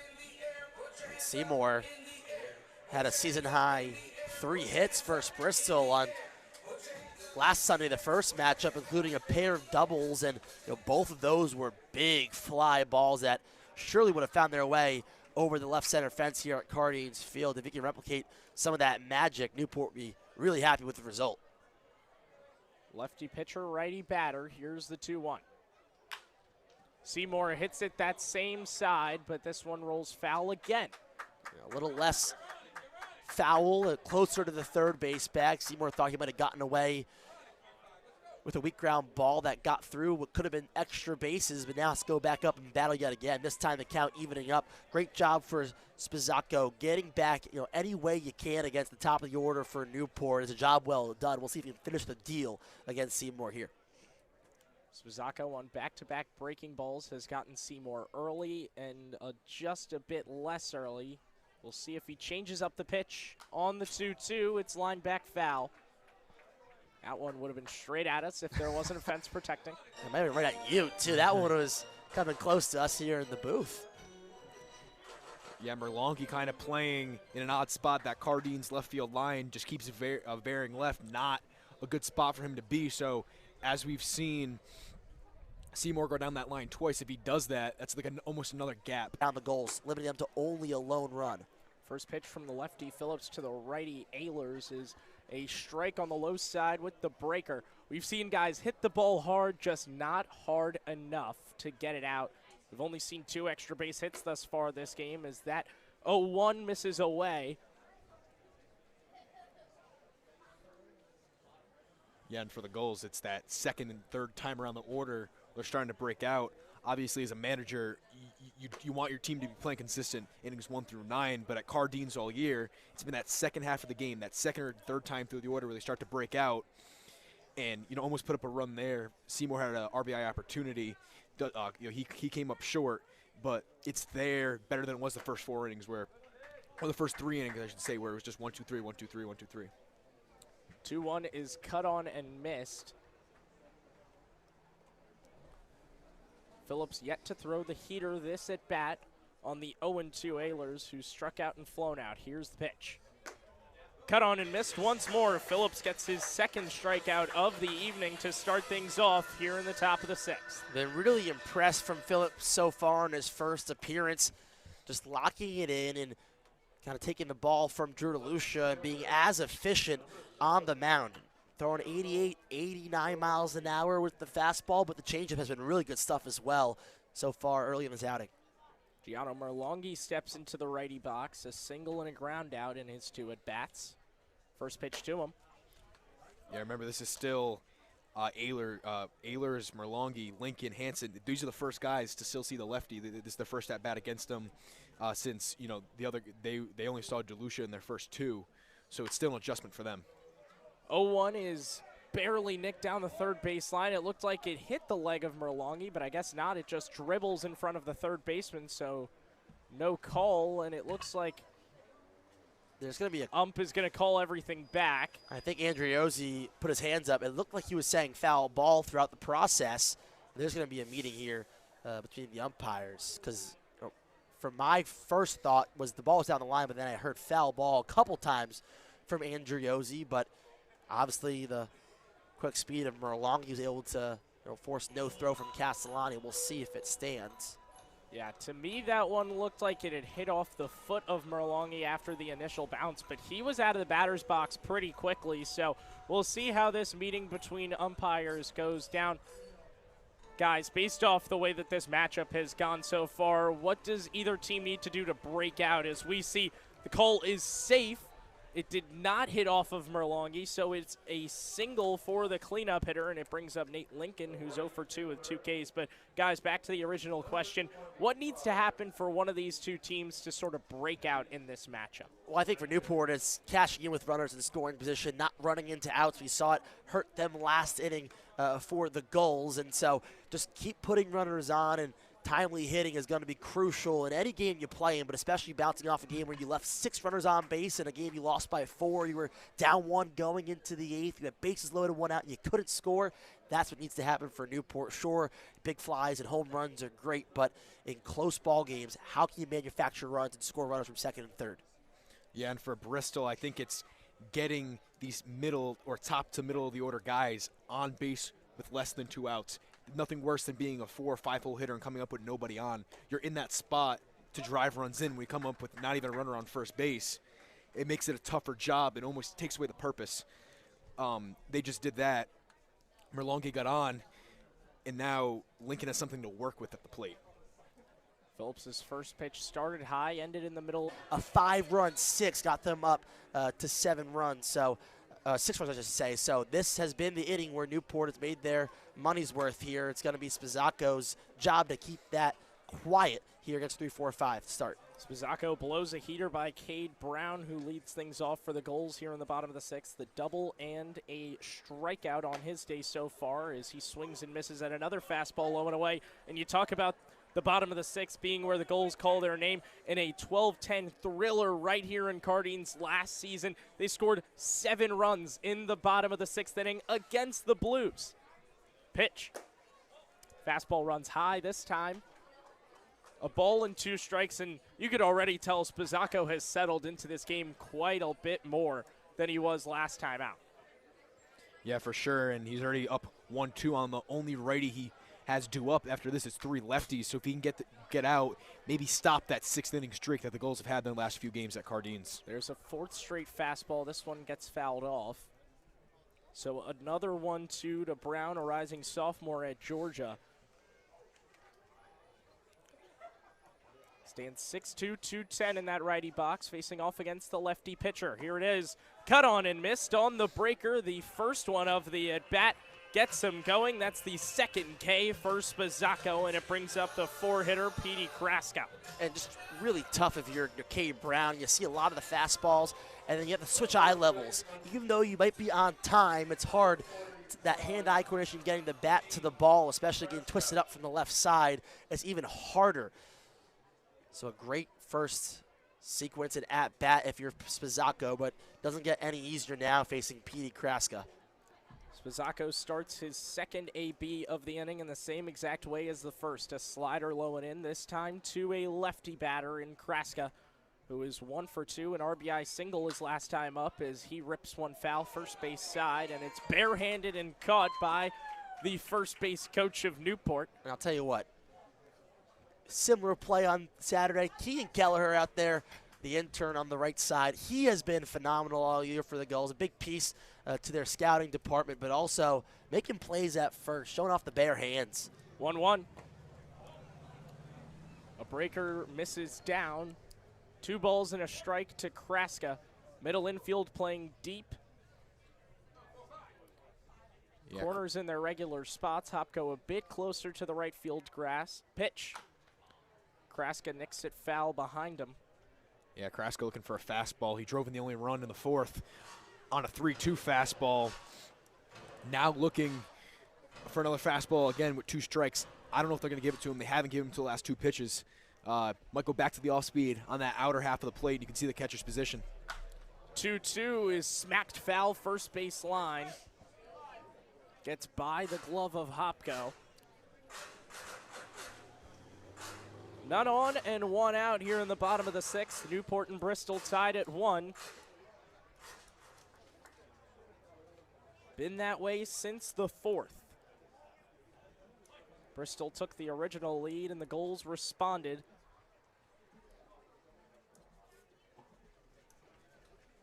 Two-two. Popped up third base side. Landwehr chases after it, but it'll go out of play and into the bleachers. Still 2 balls and 2 strikes from the lefty Spizzacco to the lefty Kraska. And Petey, a guy that's just trying to keep the bat hot, not only in Newport, but had 7 home runs in the year for North Alabama, 5 of those coming in his final 7 games. So safe to say he finished the season out on a bang for the Lions. That pitch is popped up third base side again. DiMucci chasing after it, can't make the grab on top of the door that enters into the field. And again, that small backstop coming in to play, as usually DiMucci would make that play at other ballparks, and especially we talked about this in the broadcast a couple times in past games, but on the third base line, no dugouts, not that much ground to work with, so a lot of pop flies that usually third basemen would catch escape into the stands. Shortstop Nomura playing closer to second. Nate Lincoln closer in right field. Spizzacco winds up and delivers. Ripped down the first base line again. Hopko will pick it up off the ground, jog it over to first for out number 2. A really nice play by Hopko. Kraska a little unlucky. That ball looked like it was headed for the first base bag and could have taken a hop, but Jack Hopko over at first, staying patient and staying down on the ball, most importantly. Takes it himself for a nice out, and he's had some action over there at first. Hasn't disappointed at all for Bristol. Hopko been rock solid defensively and a reliable bat in the order as well. Spizzacco faces a second straight lefty as there's a check swing that dribbles right back to him. Pitcher will scoop it over to first as he runs over there for out number 3. Bristol play at very historic ballparks and play great in front of a home crowd. Bristol's undefeated streak at Muzzy ended just last night, but prior to that, they were 4-0 on their home turf. And that's the record that Newport holds at the moment. We'll see if the Blues can spoil it tonight. Brendan Phillips misses his first pitch to Trevor Hansen.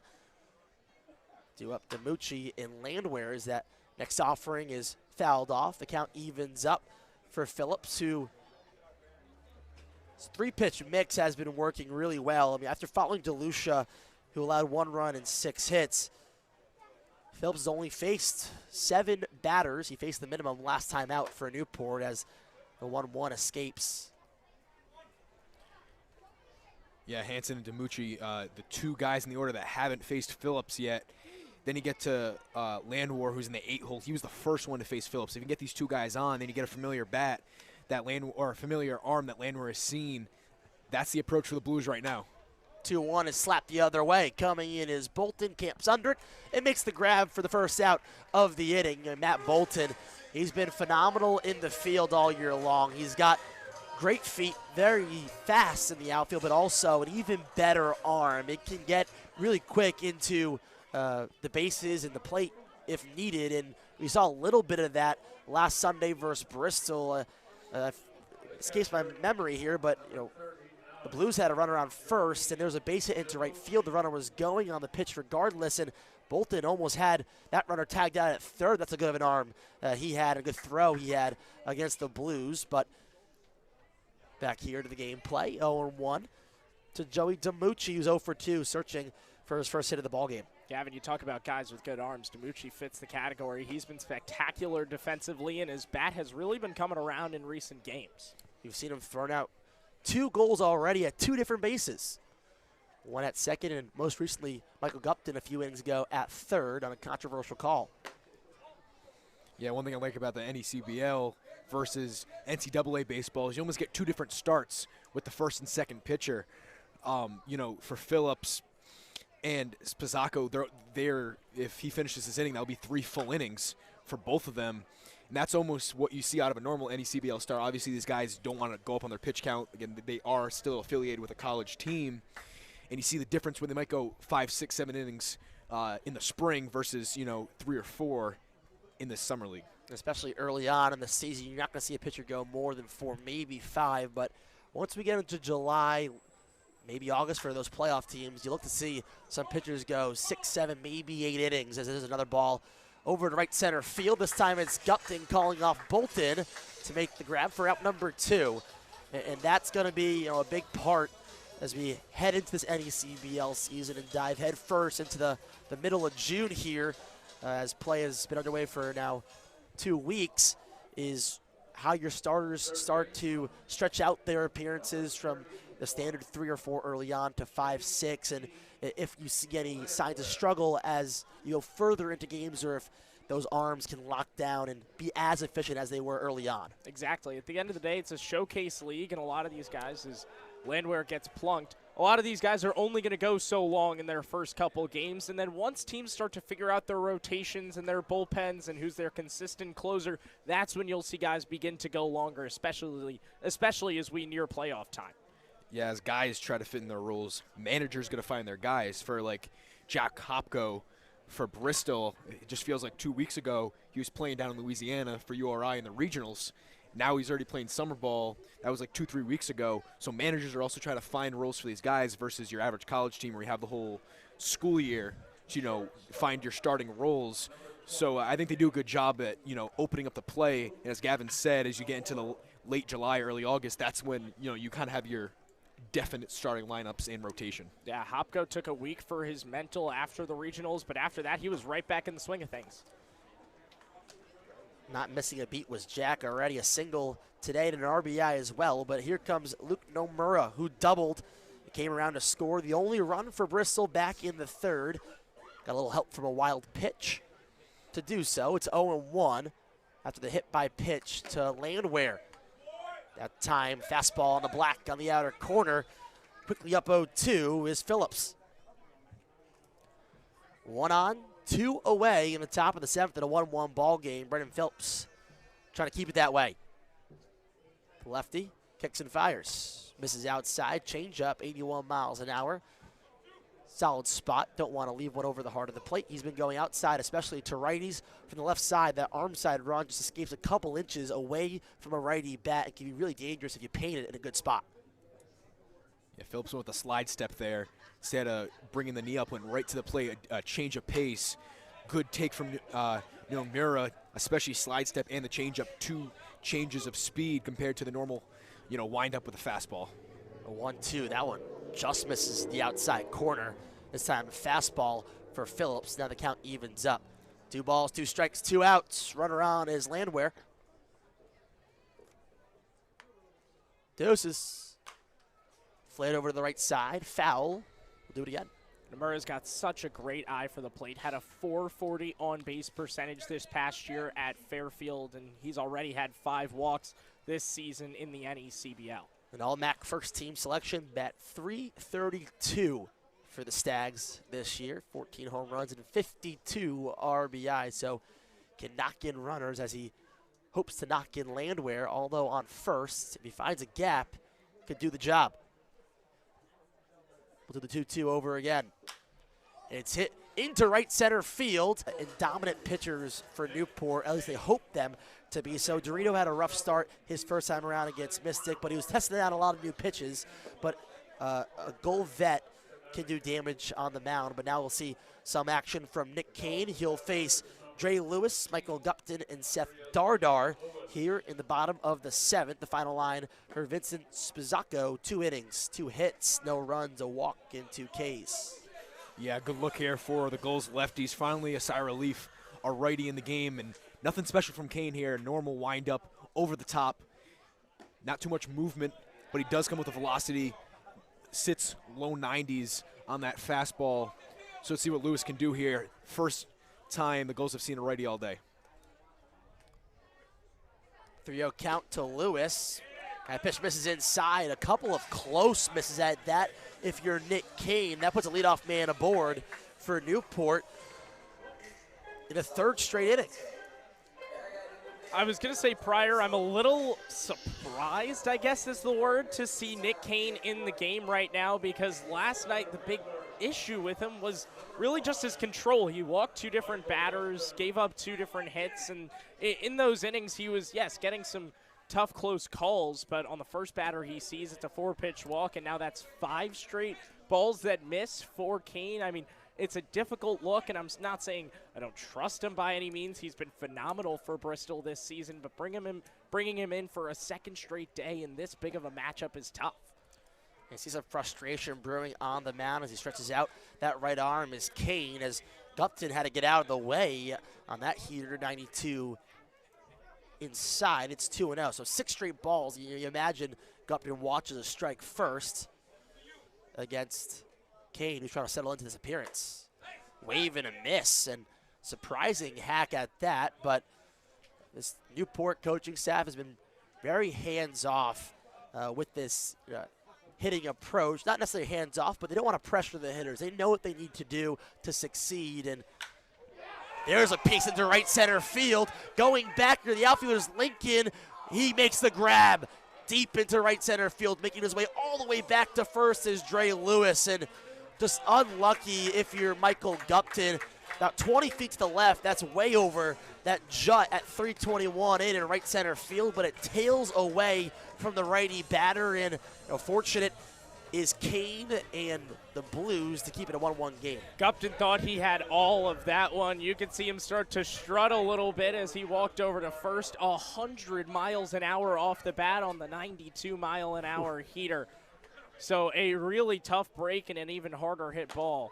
And a great piece by Gupton as Darter swings through an 85-mile-an-hour off-speed pitch for strike one. And it wasn't a bat flip, but more of a confident look for Gupton. And obviously only going 319, not the farthest hit ball, but when you come 100 miles an hour off the bat, you feel that as a hitter and know that it does some damage. As Lewis will move from first to second on the wild pitch.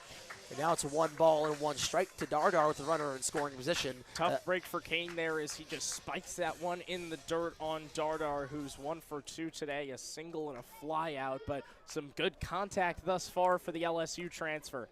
And John, we talked about, when you asked me what Newport needs to do, it's scoring with runners in scoring position, not only with runners on third, but with second as well. We've seen it happen today. P.D. Kraska knocked in the first run in the form of Cade Brown. We'll see if Dardar can follow that up with a hit of his own. He's already got one today. His count moves to 1-2.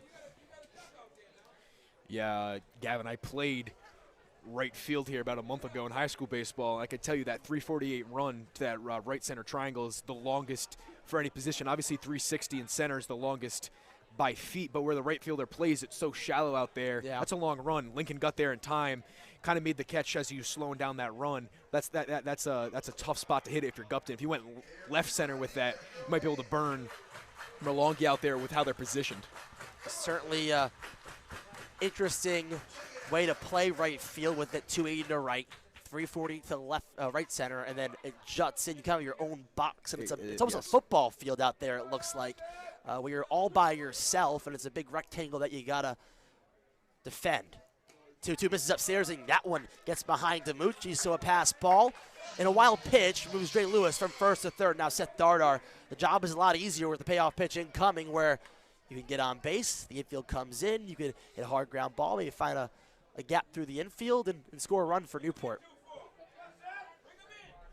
And if you're Dardar here, you can do what a lot of players want to do, but they can't. Swing up. Try to put the ball in the air. Don't put something on the ground like they teach you. But he takes ball 4. And that doesn't come off Dardar's shoulders, and that puts runners at the corners for the Gulls. And that's going to bring up Adrian Arizaga, who walked his last time around.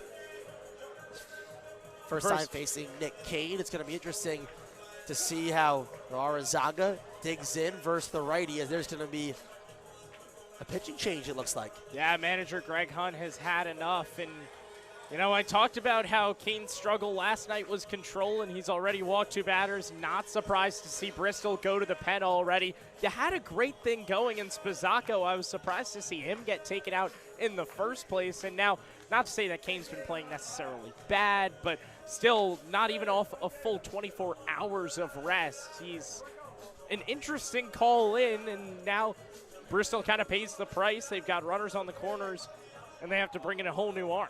There's a mess to clean. We'll see who does it. On the other side of the break, we'll get all the info on the new Blues pitcher for you. You don't want to go anywhere. Newport threatening from Cardines Field. Hey, check that. We'll actually stay here. It seemed like Greg Hunt and Nick Kane worked it out. That's very rare. We've never seen Greg Hunt come out of the dugout and keep the pitcher in, and so maybe Nick Kane gave some confident words to the infield and to Greg Hunt to keep himself in the ballgame. How about that? I certainly thought he was going, and so did the Newport runners. It's not even I thought he was going. It's Hunt made the sign. He tapped his wrist, signaled for the bullpen call, and no one came in. So at the corners, in defensively for Bristol. Kane will attack Arizaga, and that foul ball goes right back to the netting. It's 0-1, and so this is a big spot for Kane after convincing your coach, what seemed like convincing your coach to stay in.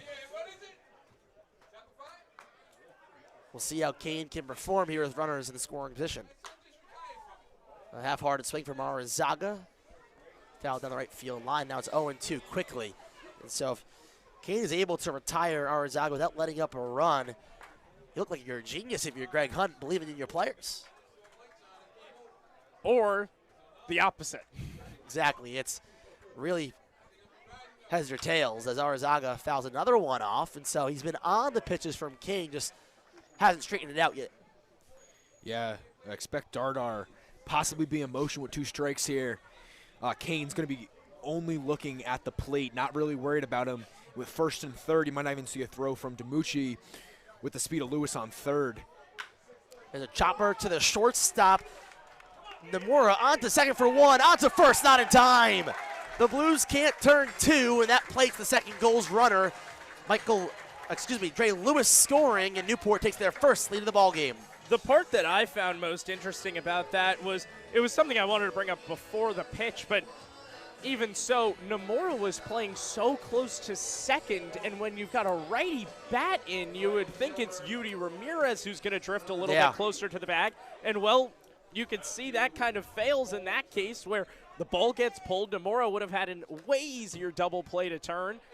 And instead, Nomura has to track all the way back to his actual spot, and it turns out being a fielder's choice that results in the first time they're down tonight.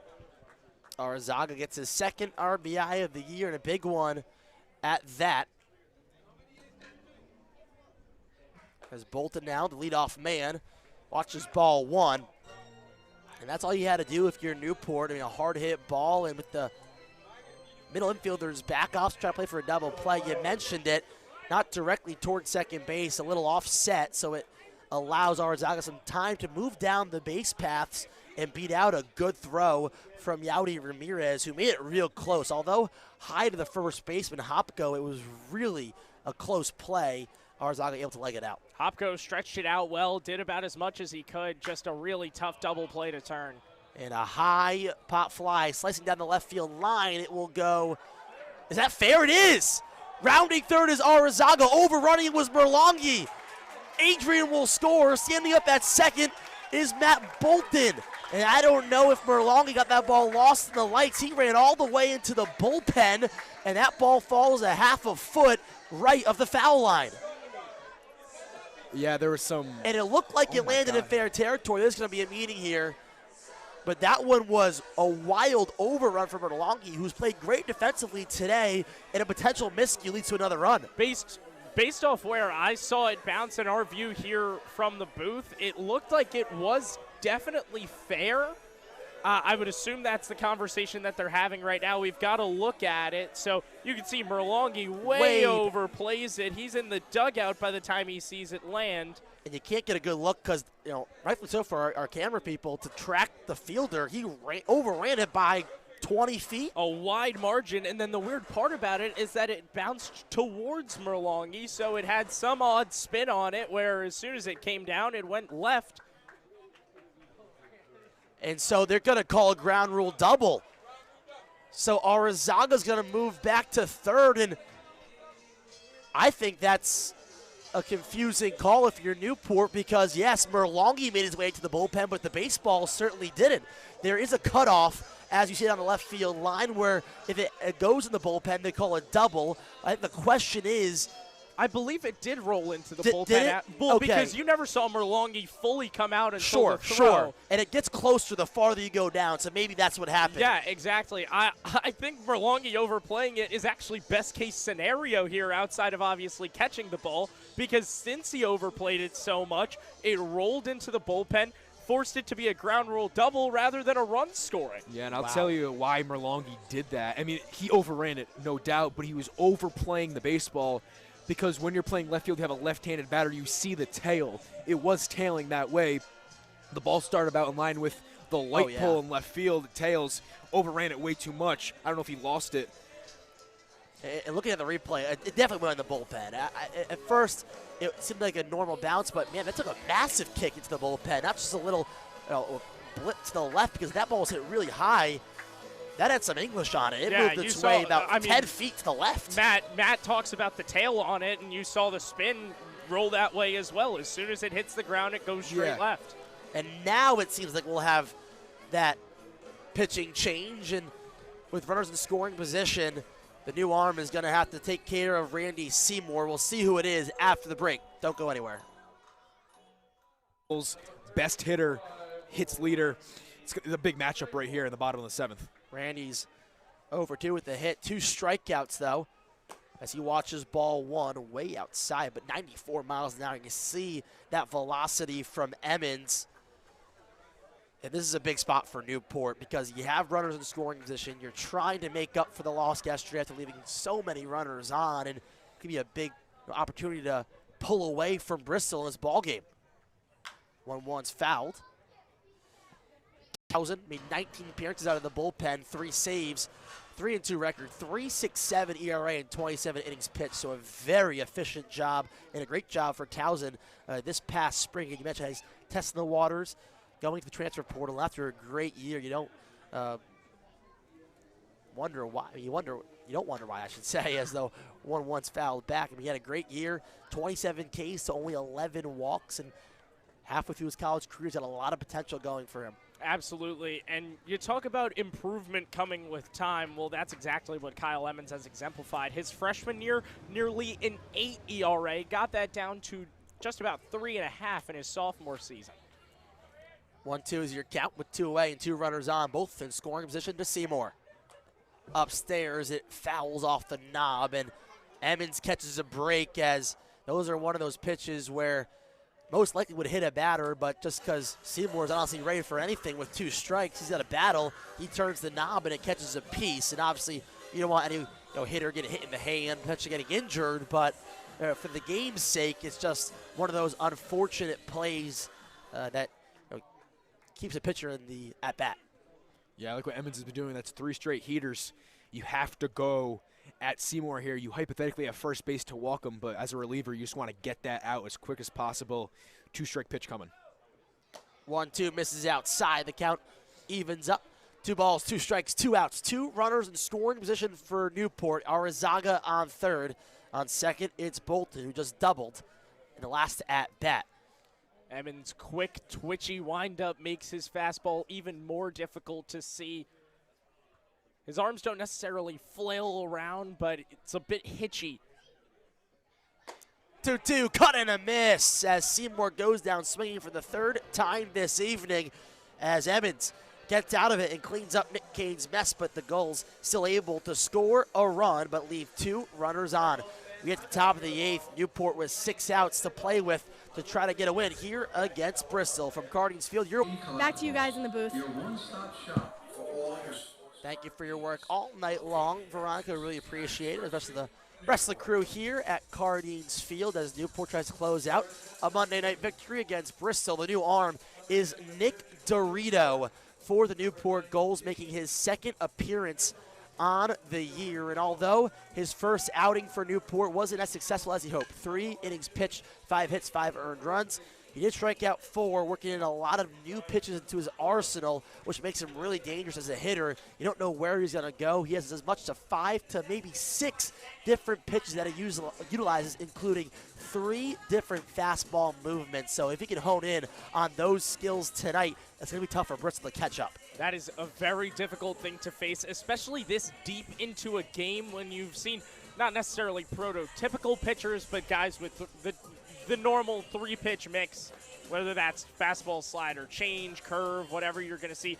Not 3 different forms of fastballs and all heat that's going to come and potentially bite Bristol this deep into a contest. It's going to be tough for guys to time him up and also see how these balls can break. So he has a fastball, a sinker, and a cutter. So the fastball's more firm, straight on. Then you have the sinker that obviously drops a little bit and goes a little arm side away. And then a cutter goes the other way, drops a little bit and goes towards the left-handed batter. So you have all different directions covered, as well as a curveball, a changeup that's a little slower than the sinker but has a little more break. And the work in progress pitch for him has been the slider. And if he got that to work, not only do you have 3 fastballs, a changeup that looks like one of the fastballs, but then 2 breaking pitches, if you can get that going. I mean, that is everything in your back pocket. And a lot of people say that one of the hardest pitches to hit in baseball is a cutter because it almost comes in and looks like a slider, but it's got more velocity. It breaks a little bit less. It's just that much more difficult to read. But Nick Dorito, although he has the potential to shut down this Bristol Blues lineup, you have to do it against the top of the order. And Yaudy Ramirez, who watches strike 1. Ramirez doubled his last time up. Nothing came from it, though. Also struck out back in the 3rd and grounded out to start this ball game off. Top of the 8th, Gulls lead by 1 in what's been a pitcher's duel throughout. That's a curveball that misses away. Yeah, Dorito only pitched once for the Gulls so far this year, back on June 5th when they played Mystic. Though the Gulls won 13-6, he was the one who started the game, led up 5 on 5 hits, and 5, all of them were earned. Only 4 strikeouts in that one. Looks to do more of a job here in the 8th out of the pen. 1-1 is a wave and a miss, and that's another one of those pitches. Looked like that might have been the sinker as that got below the bat of Ramirez. It's 1-2, and sometimes it's hard to tell, but when you're in certain setups, at least for broadcasters, where we're right behind home plate, you have a better look at it. Being from a side angle, not as easy to read, but you can only imagine what the hitters are feeling right now. And Yaudy Ramirez down 1-2. Pitch misses away, or inside, on Ramirez. Yeah, speaking of velocity, I think we saw Emmons last inning hit 94. Yeah. I think that's the Really fastest good we've fastball, seen all yeah. day. I know a few other games we've seen ups to tops of 95, 96 out of the bullpen, but that was the fastest I've seen today, 94 from Emmons. 2-2 is tipped in the glove and caught by Dre Lewis behind the dish. A breaking ball gets the wave from Ramirez. That's out number 1 for Nick Dorito.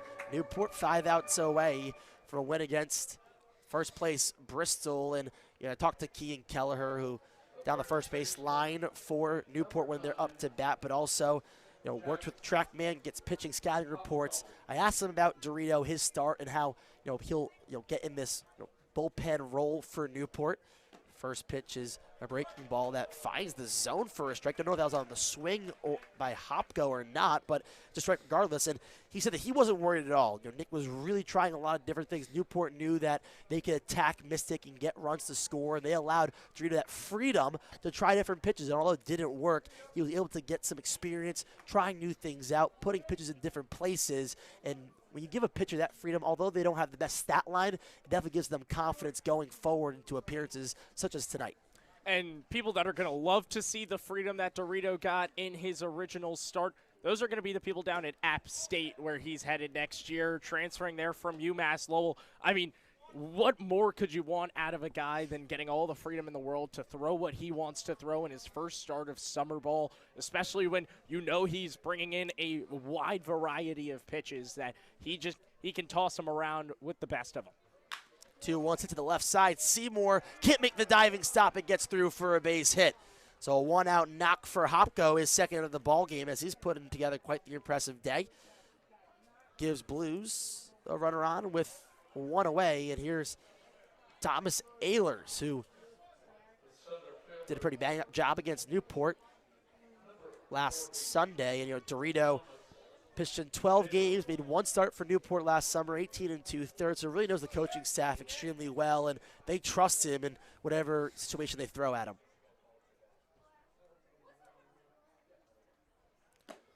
A hammer curve misses outside for a ball to Ehlers, who is searching for his first hit of the ball game, 0 for 3 with a pair of Ks. If Bristol keeps bringing batters up, I think a thought that you're going to have is, okay, who can we throw at this new pitcher in Dorito? And I think one of the best options that you're going to have off the bench is Mika Peterson, who's been sitting in the dugout all game. A lefty bat brings some freshness to this lineup. And when you're in your most dire needs here in the top of the 8th, top of the 9th, a fresh bat that can come in and put a good swing on the ball, especially he's got the most at-bats of anybody on the Blues so far. Someone like that is going to be very nice to use down the stretch if you would like to. The count moves to 2-1, and Mika Peterson leads the team in average. He was one of those guys that got a rare off day in a big moment at Cardines Field. Newport's 4-0. Bristol obviously losing to Newport in the semifinals last year. A lot on the line in early to mid-June as the runner goes, but it gets behind Lewis. No throw. Hopko doesn't turn the corner, so he'll stay at second. The count moves to 3-1, but I think we were both surprised to see him left off that lineup for Bristol because he's just been so good all year, and it seems like this is one of those games you want to throw your best out. He's played in 9 of 10 contests thus far in the NECBL, obviously played for Bristol last season as well. There's no one more experienced on this team than Mika Peterson here at Cardines Field. And ultimately, he might be a guy that we see down the stretch. Who knows? You've also got a spark plug on the base paths that could come in and get around Cardines with ease. And C.J. Egri just led Holy Cross and broke their single-season record in stolen bags with 35.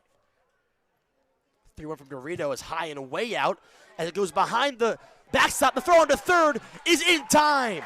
And so although a walk, a really great play from Dre Lewis, heads up at that as a mistake turns into money for Nick Dorito. 2 away with 1 on. You bring that pitch in Muzzy Field and it gets behind the backs, and it gets behind the catcher and over to the backstop. That's a stolen base 10 times out of 10. But you bring it into Cardines and it's a totally different ball game. Ball bounces directly off the backstop right into the glove of Dre Lewis. Hopko doesn't have enough of a jump on it, and bang, just like that, plays made at third. And a big momentum switch as Coach Coombs is going to take a visit to Nick Dorito to see how he's feeling after letting up a single in a walk, a couple wild pitches as well. That moved the runner to second, but it was Dre Lewis who was able to get the bounce back from the wood backstop. If that goes a foot higher, that hits the fence, doesn't have that same reaction.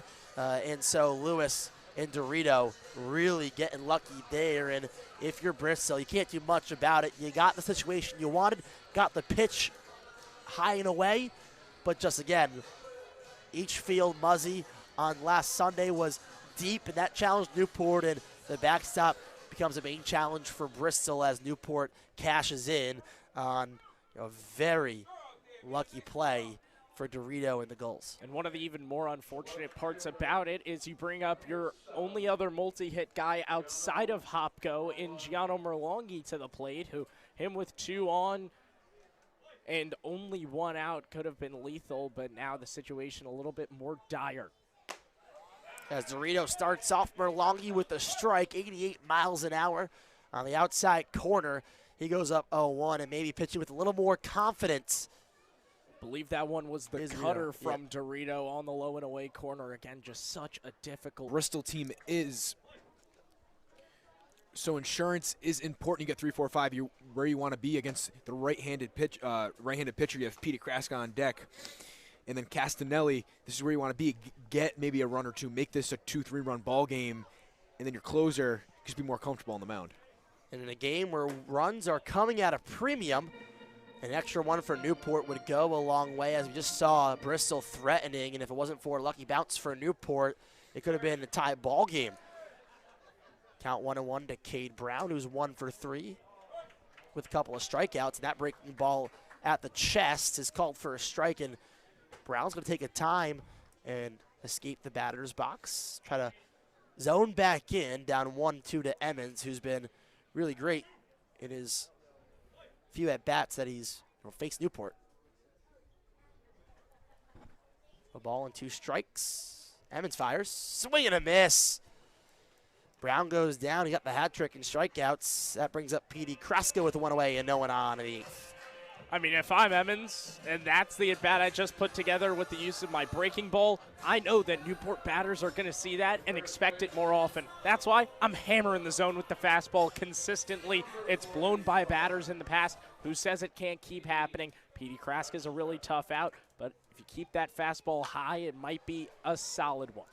That fastball was fouled off at 94 miles an hour from the hand of Emmons. And although Kraska out of North Alabama was previously at Georgia Tech, where he did not play, but obviously a very good Yellow Jacket team and program that he was a part of for a year. Great learning experience for Petey. Then played in the Northwoods League last summer, get some really good talent for the Rochester Honkers, and now making his way to Newport.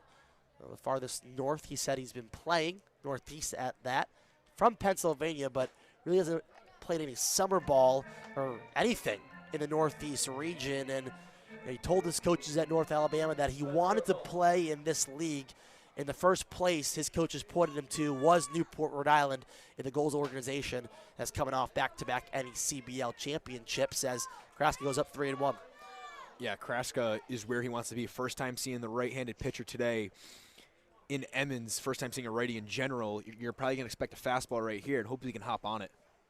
3-1 pitch.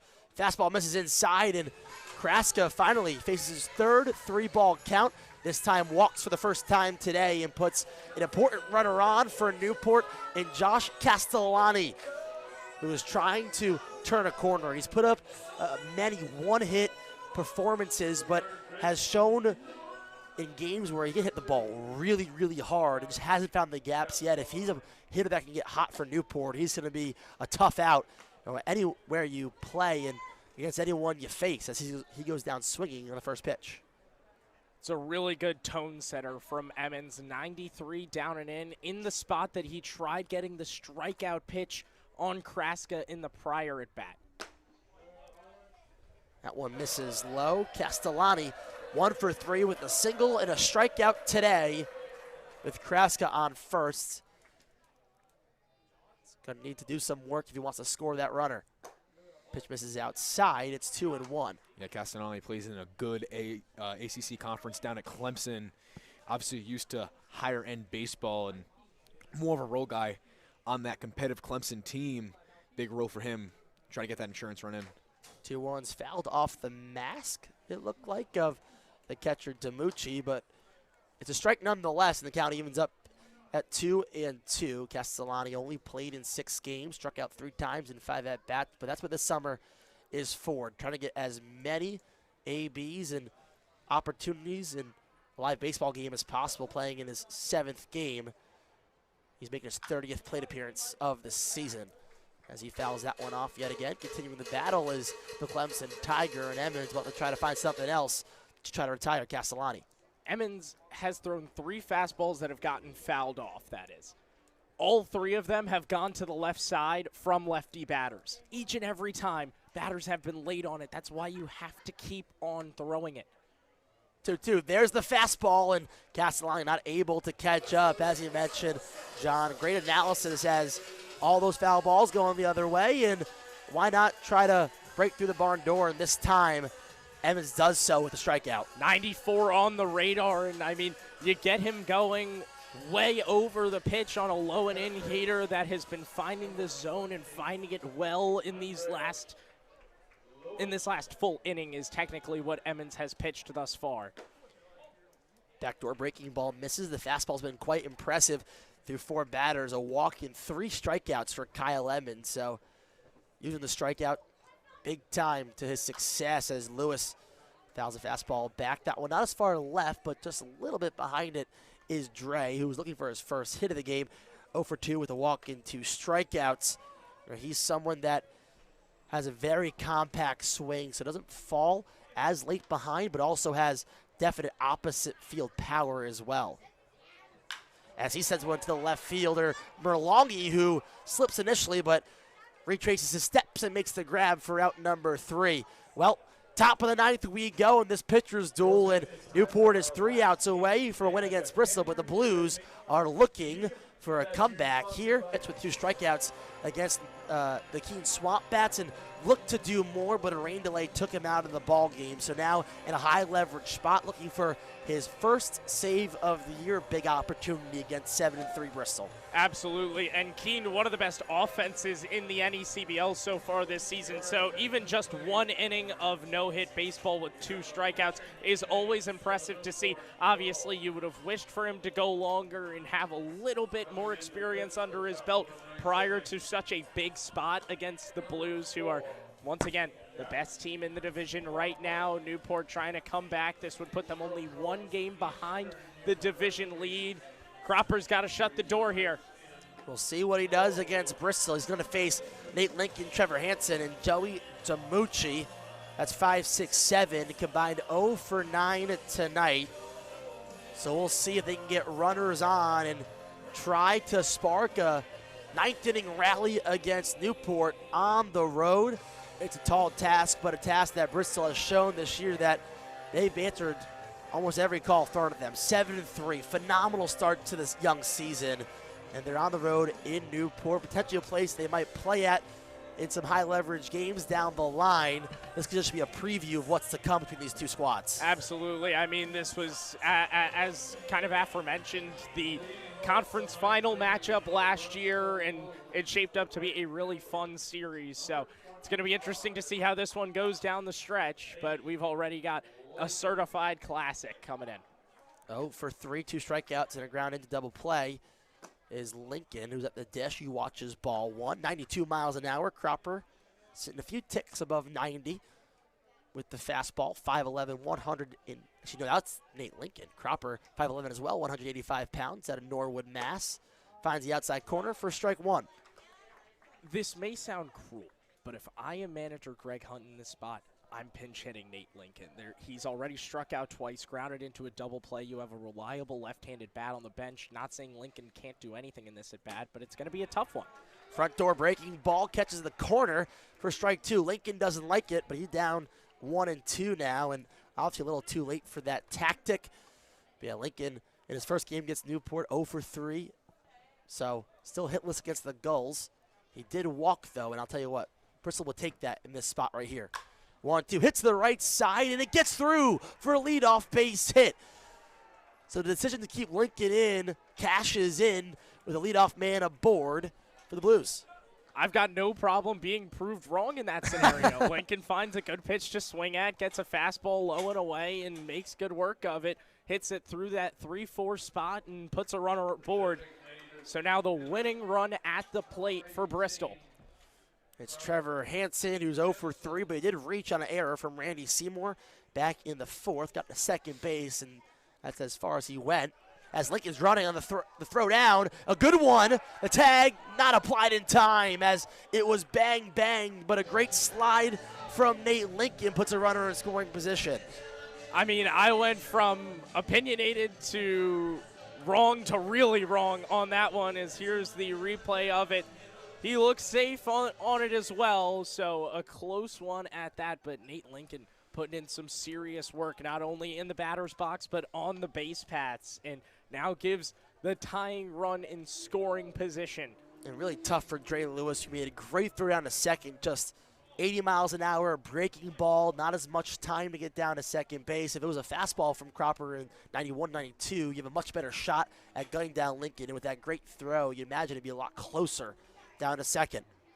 So there's the breaking ball yet again, as Cropper showing that he's not afraid to use the deuce. It's 1-1. Hansen probably wants that pitch back, a slider that just hits the outside edge. Thought about it for a millisecond.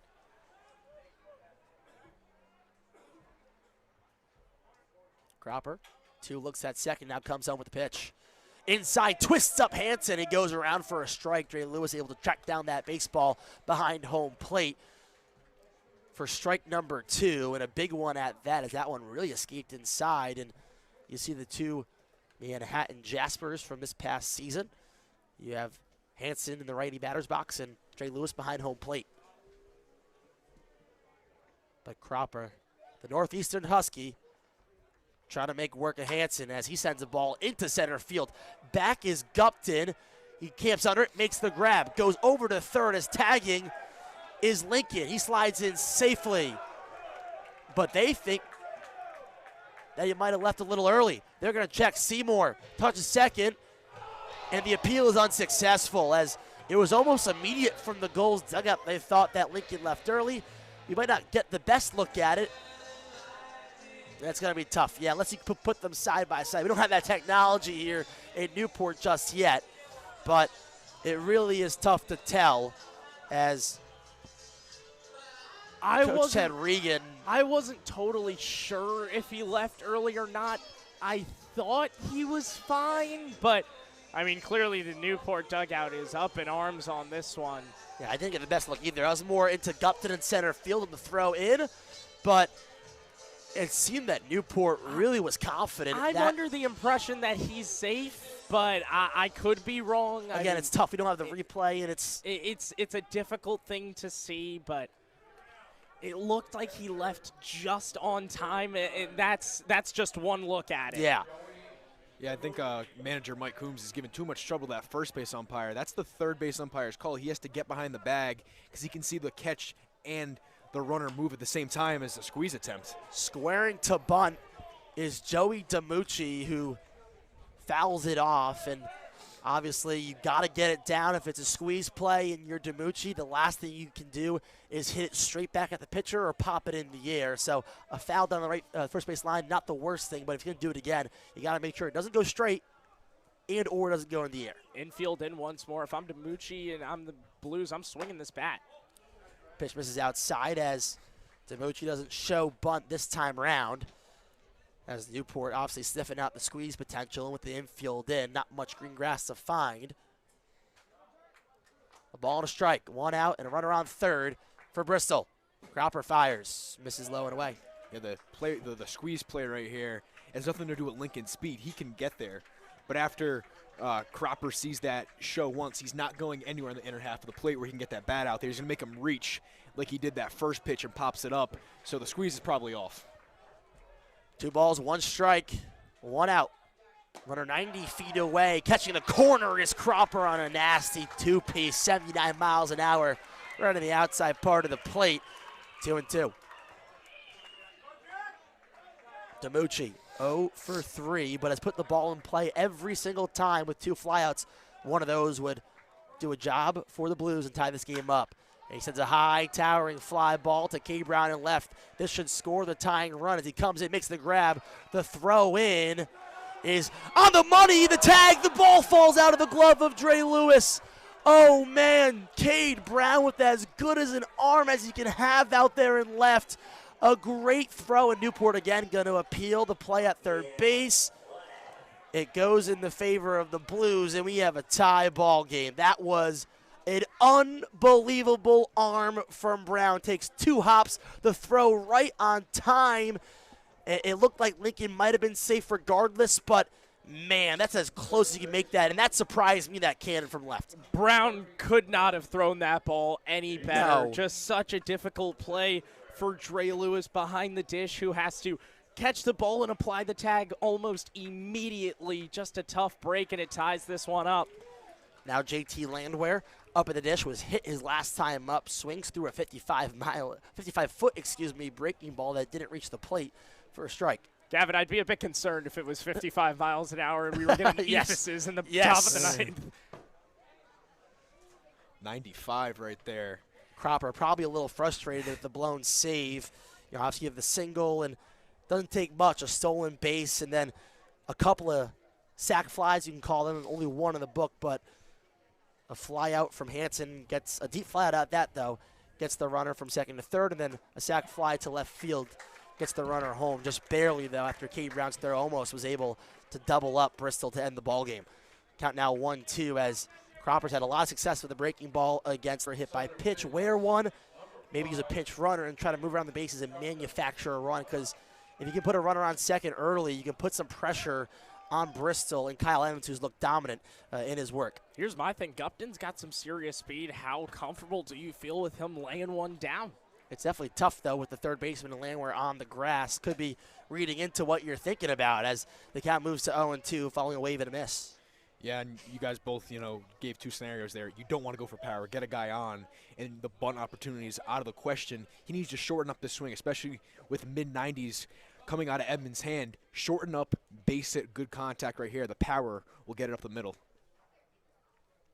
0-2 pitch is fouled off, and again, Gupton a little late on the fastball. Where do you go here, John? If I'm Emmons, I mean, I've been praising it all game long. I keep going with the fastball. I mean, you just saw where that one was hit to. Gupton was far late on it, and he fouls it out of play to the first base side. Once again, if I'm Emmons, back to the heater I go. Pitch fouled off yet again. Goes fastball, but Gupton able to stay alive, and a great job at that by the center fielder, because if he did not swing, that one looked like it might have caught the outside corner, so able to waste a pitch. Keeps him in the at-bat. But guess what? Timing didn't change. Go back to it. The 0-2 yet again from Emmons. Kicks and fires. The deuce gets Gupton out in front for out number one. It was 4 straight fastballs, but he pulls the string on pitch number 5, and it goes to his side. One away, no one on. Hey, that works too. A curveball that drops from the top to the bottom of the zone and gets Gupton going. I mean, that is just a phenomenal pitch. Great sequencing out of Emmons. Already 4 strikeouts through an inning and 2/3 for Kyle Emmons. Disgusting stuff. Nasty stuff, you can say, from the hard-throwing righty. He goes breaking ball first to Dardar and welcomes it in with a backdoor strike.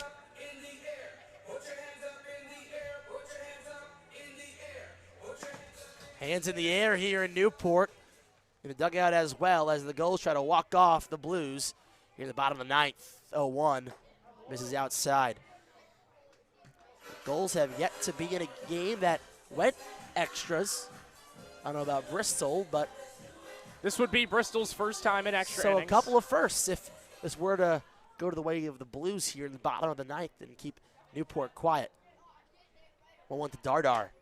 A wave and a miss. A big swing from Seth Dardar, who saw that high cheese and wanted a big bite. That was the first high pitch of the at-bat, and, well, Dardar seemed to have loved it coming out of the hands. You got to imagine with that type of swing, maybe 2 or 3 inches lower, that could be right in Dardar's wheelhouse. Here's the 1-2. Cut on and missed, strike 3. That fastball ties up Dardar. Now 2 away with no one on. 5 strikeouts in 2 innings for Kyle Emmons as we have a pinch hitter in AJ Avasco. Yeah, I like the move going to the lefty here. The righties obviously can't see that fastball too well. Neither can the lefties. But obviously you get the a good bat and Avasco who can at least put this in play, get it to Bolton at the top of the order, and get that mix of contact and power with Bolton. But it's all about turning it to the top of the order here. You don't want or go down 1-2-3, even the 2-out rally, it doesn't matter. You just need 1 to win this game. Head coach Coombs is throwing all the lefties he possibly can at Emmons, and I don't hate the play whatsoever. AJ Avasco in his 4th game, hitless on the year, but boy, would it be a time to get your first. He went 0 for 3 yesterday with a walk, but a Big 12 all-freshman team selection as there's that bunny rabbit making his way through the infield. I saw him pregame and thought, how the heck did that bunny get in here? He's been resting mostly out in the outfield, staying out of the field of play, or in the way, I should say, as it darts towards Teddy Ballgame down on the 3rd baseline. The players to call him. The players really respond to Ted Regan, the hitting coach. It's what it's all about in the summer for your players to rally around your coaches. I mean, he's someone that the players trust with a lot, and over 30, 35 years of experience in the game of baseball, he's one person that these Gulls players look up to as Avasco's behind a 93-mile-an-hour fastball.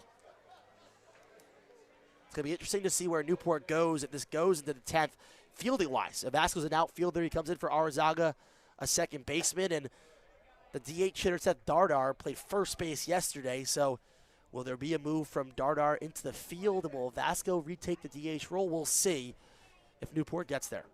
A ball and a strike to Avasco. Misses outside.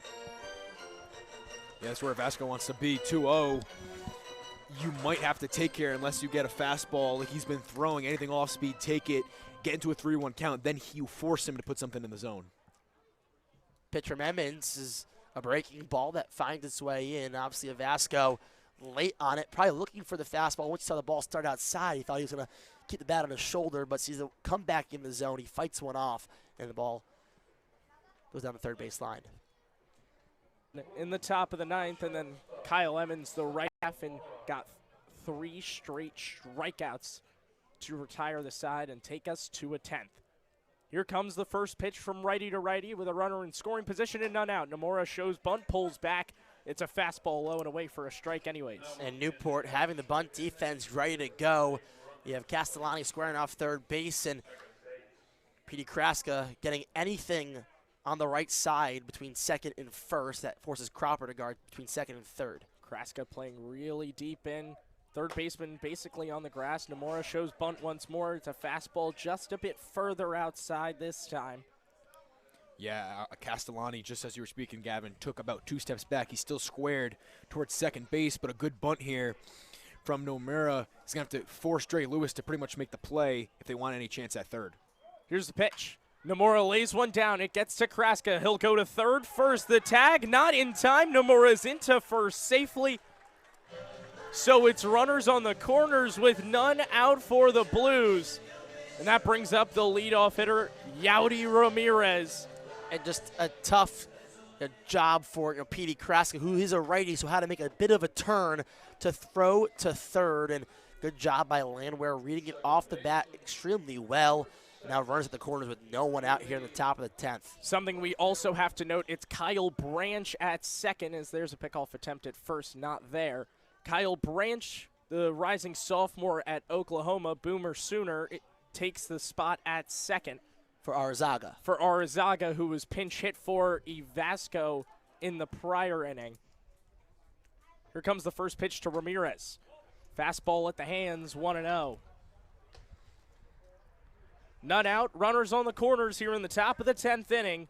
Bristol and Newport tied at 2. Third baseman Castellani playing in. Kraska covering the bag. Nomura a short lead off, Landwehr the same off third. Pitch. Breaker finds the middle of the zone, 1-1. Ramirez had no thought of swinging. And that breaking ball has been the go-to pitch for Cropper when down and counts. It's going to be interesting to see if Nomura tries to steal and if Newport gets a throwdown. Cropper, a quick look over at first, now a look down. 2 of them, delivers. Fastball nicks the bottom. I will give pitchers credit with these extra inning rules. There's a big difference between pitching with runners in scoring position versus no runners on. Cropper obviously didn't give up that runner at second. It was just started there at the inning, so it's already a different approach, and you have to kind of pitch out of the stretch the whole time. 1-2. Slider gets away. Nomura will take second base with no throw. And it seemed like that was the plan the whole way around, that if Dre Lewis saw Nomura go to second, it was probably a hard fake throw down to second, check on the runner, and Landwehr at third. No bite. Obviously, with the wild pitch, it doesn't play as well as they thought it would. But now 2 runners in scoring position. Infield is in, and outfield also directed to take a few steps in as well.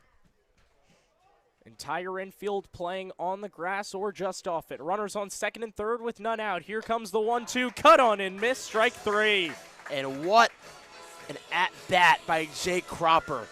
Gets the strikeout. That's best case scenario now for Newport as he'll face Jack Hopko, who's had a heck of a night for the Bristol Blues today, but the job's not done for Cropper. That's one impressive at-bat. He's going to put together a couple if he wants Newport to stay tied here.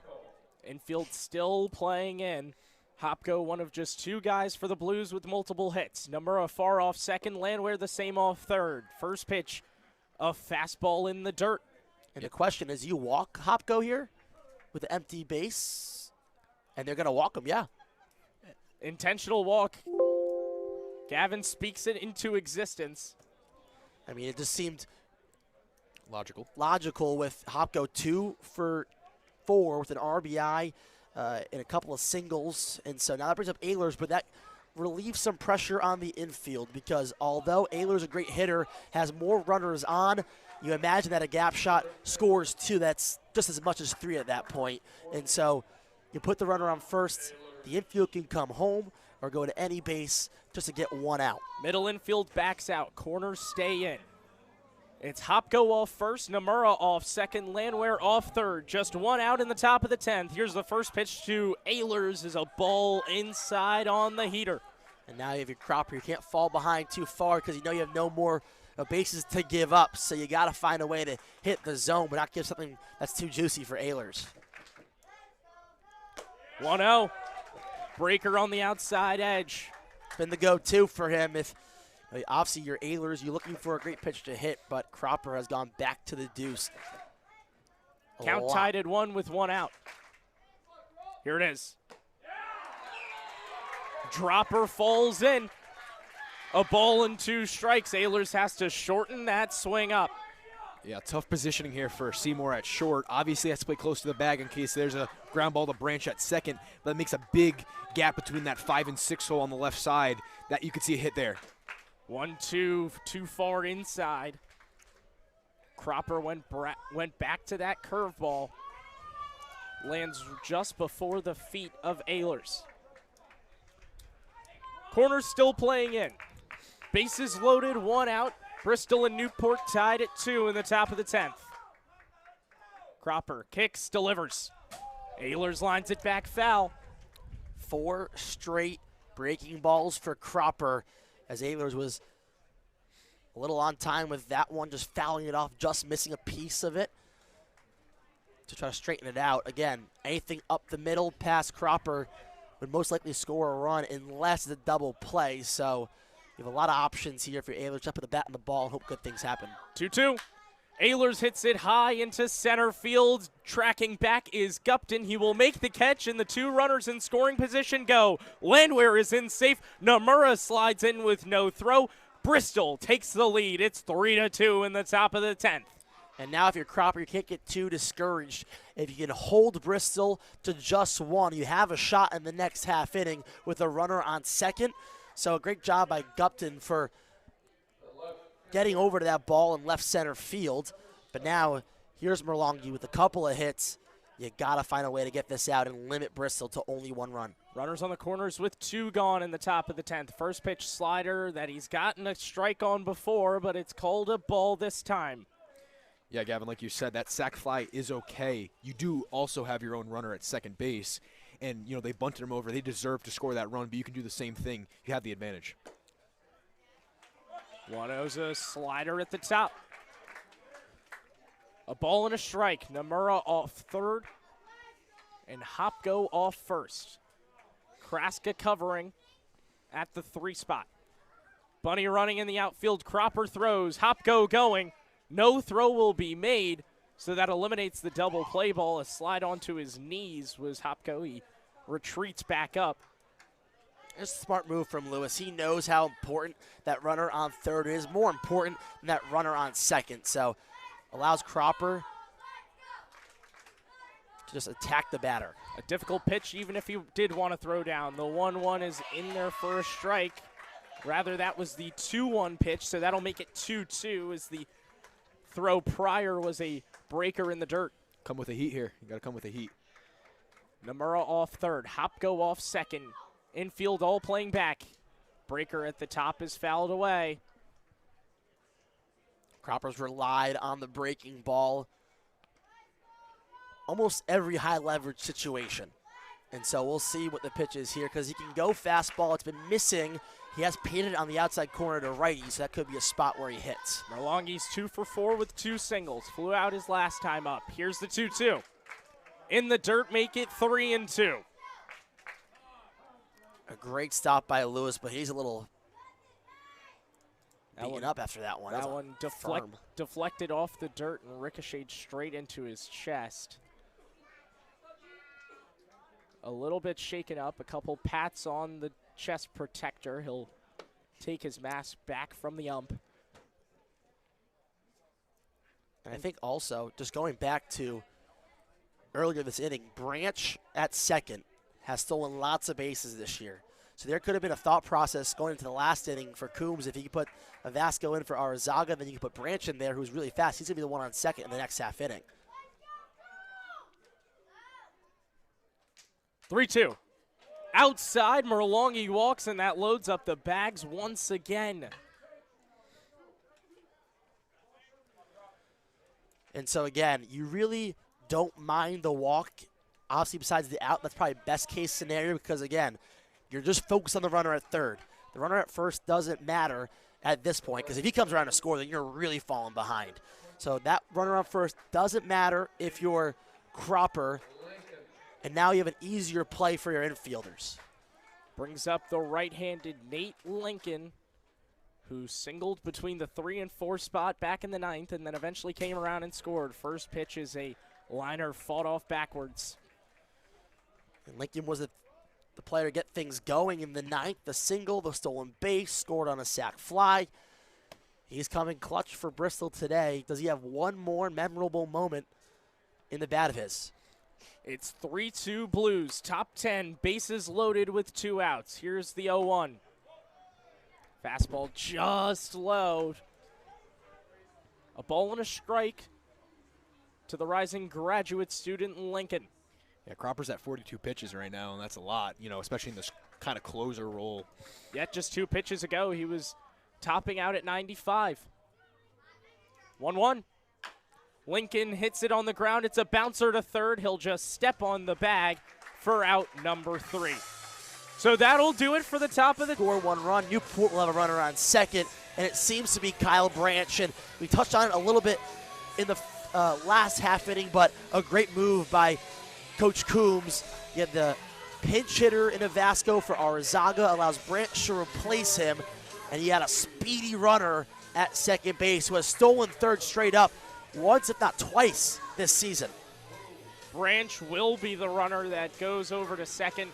Carson Renner looked a little bit shaky his last time out when an inning and a third against Danbury came in with bases loaded and 2 outs and didn't give up any that time around. Got the final out to take him to the 9th where, again, a 3-0 lead and a fresh start. Gave up 2 earned runs to give the Blues some nerves, but he's got his Penn State partner and Joey DiMucci behind the dish as he looks to close one out in probably the Blues' biggest scenario of the season thus far. Renner will have to face the top of the order for Newport, so as good a situation you ask for offensively. A speedy Branch on second, Bolton, Seymour, Brown, who've all put the ball into play today. Yeah, and you got the guy you want, Matthew Bolton. Not only do you have the bat, but once he gets on, he represents the winning run. So, you know, it's a win-win here for the Gulls with Bolton up if he can get on. First pitch, breaking ball in the dirt. To this point, Newport 2 runs, 8 hits, and an error. Bristol 3 runs, 7 hits, no errors. The Blues did not have to register a hit in the last half inning with a runner on second to score. Landwehr. Ball and no strikes. Runner on second is Kyle Branch. Pitch is high and out. And Emmons is relieved after a 2 and a 3rd innings pitch. No hits, no runs, 6 Ks. I mean, that's just ideal for Bristol. Newport had a bit of momentum offensively, especially. Emmons came in and just zipped that right up. Absolutely. 3 straight Ks in the 9th inning always will help. 2-0 breaking ball finds the heart of the plate for strike 1. And a very big pitch for Carson Renner to get himself back in this AB against Matt Bolton. Matt's been in some big spots this year. Renner takes a look at second, now comes on with the pitch, misses outside.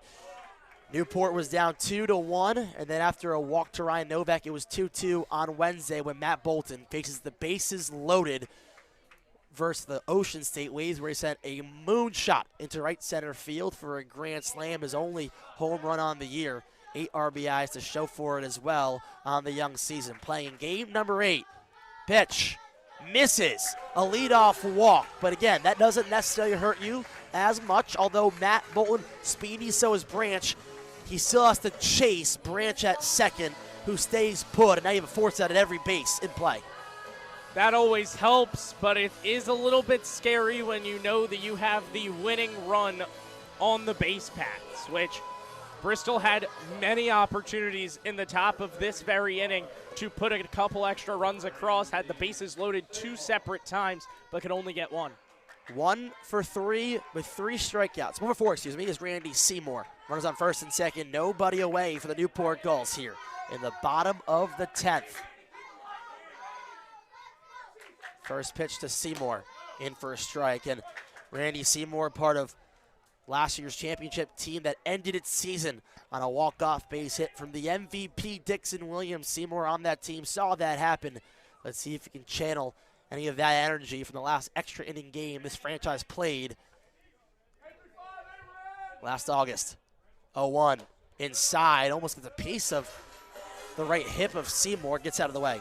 Yeah, DiMucci needs to be a wall behind that plate right now. You got 2 fast runners out there. Pass ball, despite the backstop, will probably put 2 runners in scoring position with no outs, making this one a lot more winnable for the Gulls. So DiMucci, a big part of this. You've seen him throw out 2 runners prior today. Seymour slaps one, foul, and out of the park. And although DiMucci has thrown out 2 goals today, on base are the 2 fastest runners, you can say, for Newport. Branch at second, Bolton at first. If you want 2 runners on for Newport, Coombs probably picks out these 2 out of the dugout. But the count now moves to 1 and 2 as Seymour tries to do a job and move some runners along.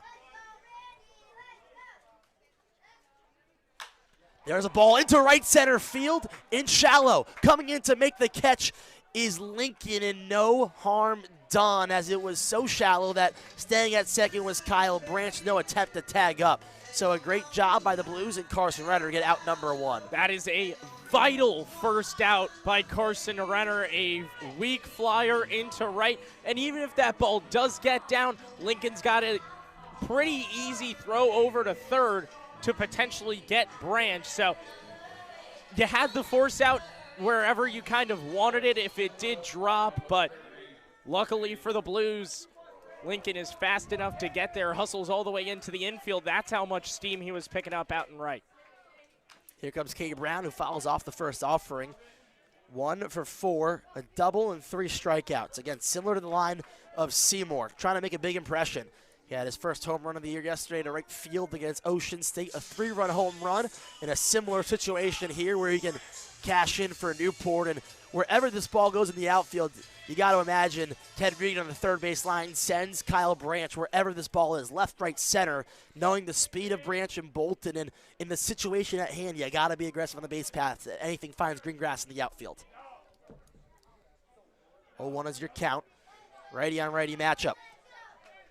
Brown out of the University of Georgia has a chance to make a big moment in Newport. Swings through a fastball upstairs. It's 0-2. So a great job by Renner. Walks Bolton on 5 pitches, comes back, battles against Seymour, gets the short fly out, and now up 0-2 against Brown.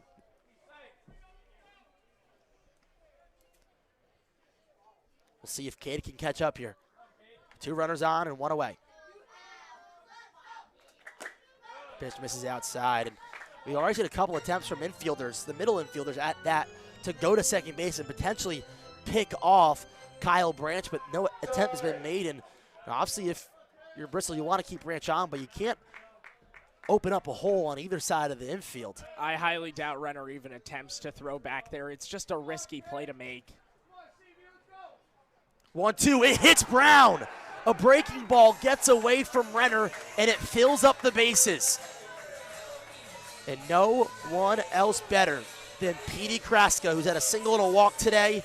He's 1 for 3 with an RBI as the bases are loaded. We saw Bristol only be able to score 1 in this same scenario. Newport in the 8th was down 1 against Ocean State with the bases juiced and could not play the runner.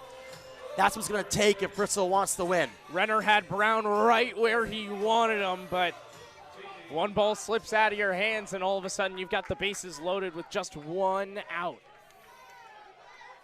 Bolton on second, Branch on third. On first, it's Brown. Corners in.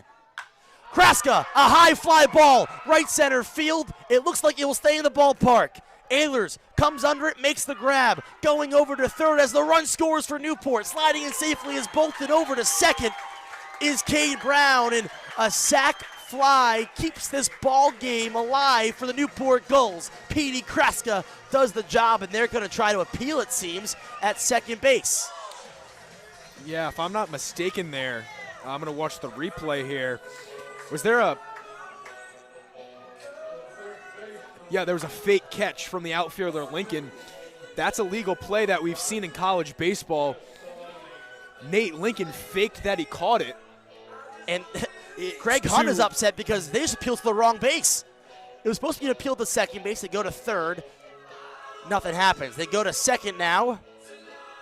Nothing happens. Yeah, and that's a confusing play for everybody because the umpire's just looking for the closing of the glove. Lincoln pretty much does a pump fake with it.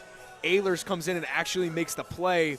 That's a smart play. I don't know if they practiced that, but good job from Kyle Branch at third because he was watching the ball and not the players. Again, if we show that replay one more time, you'll see Lincoln literally pump fake it, and Ehlers comes in and makes the play. It's some coaches would say it's Bush League, but it's part of the game. It's part of the game. It's absolutely. And here you go. Part Here's of the replay. As Kraska, and I was about to say, Kraska and Gupton both sent drives into right center field, and the different at-bats tailed the ball the opposite way. As it was Kraska pulling it to right center, it faded into the glove of Ehlers, but now a walk-off opportunity. A tie ball game, runners on second and third for Josh Castellani, who's looking for a second hit of the game as he slices one down the left field line and onto America's Cup Boulevard for strike one. And so a high leverage situation. Infield back with 2 outs for Bristol. Carson Renner trying to keep his team in this ballgame and give him another chance to add on some runs at the top of the 11th. The 0-1 to Castellani. Misses outside. I mean, the positive you take is that you at least get a second out in that one. And while you don't have a force out at every single base now, all you need is the play at first. Chants starting to spur from the kids and fans that are still in the stands here at 9:56 p.m. Castellani leaves an upstairs fastball, and you got to start thinking now, 2-1, tall hitter like Castellani, do you walk a player to have a play at every base? Because at this point, you really only care about the runner at third.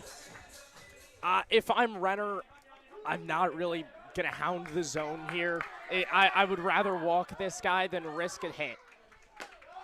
He finds the zone, though, instead, and goes on the inside corner to even the count up. And that was a big question because you got to throw a strike, but how do you do it? See, that right there is a perfect pitch from Carson Renner. It's a pitch that, look, breaking ball low, I believe that was his splitter, which he's been trying out this season, but could have gone either way right at the bottom of the zone. Luckily for him, it's laid off by Castellani.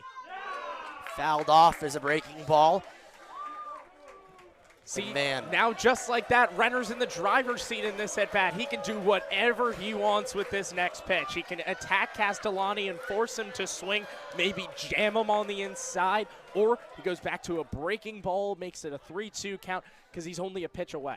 2 balls, 2 strikes, 2 outs. 2 runners in scoring position for Josh Castellani in a tie ball game here from Cardines Field in the bottom of the 10th. Pitch from Renner, cut on him, missed, strike 3. High fastball gets Castellani swinging. And for Bristol, it's going to be C.J. Egri in the right-handed batter's box, the former Patriot League Player of the Year this past college season.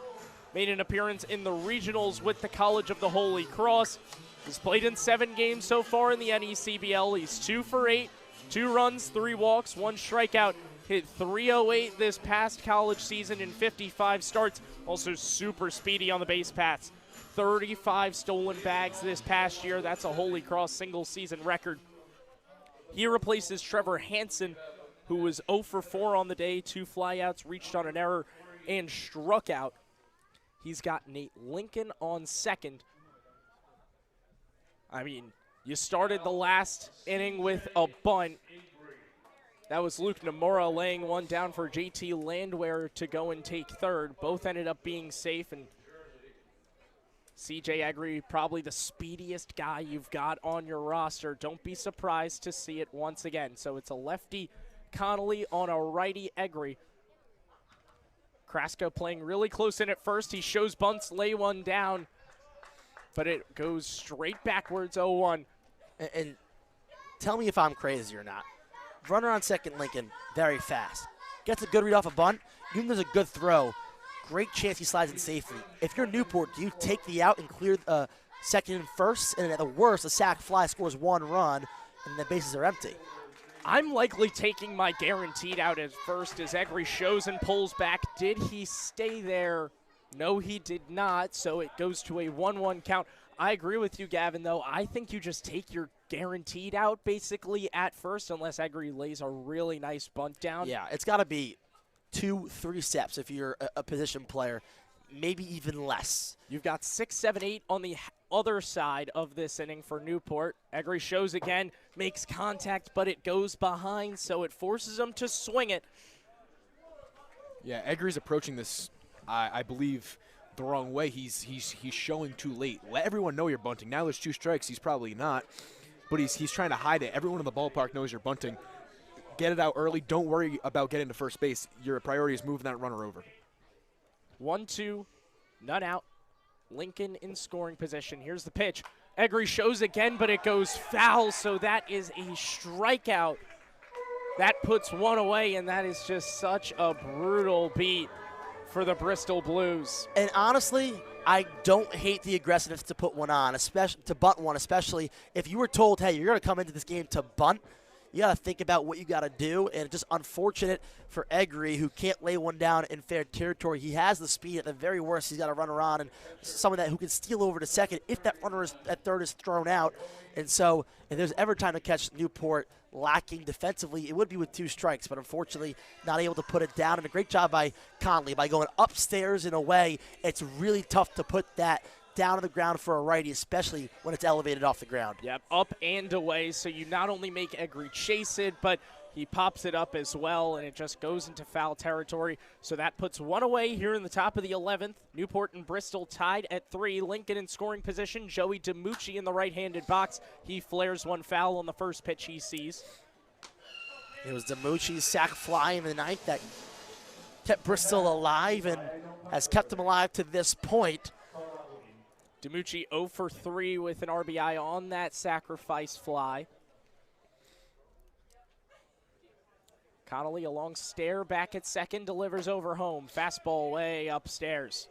And Connolly himself was put in a situation against Keene where Newport was in a 0-0 ball game, but the rain fell. It had been super slippery in the last 2 innings of that game last Tuesday, and he allowed what ended up being the game-winning run and a 1-0 loss. But again, back at home, drier circumstances.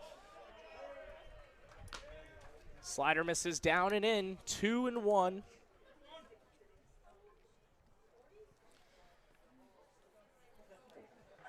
One out, Lincoln off second here in the top of the 11th. Bristol and Newport tied at 3. Each got 1 run in the 10th. Here's the pitch.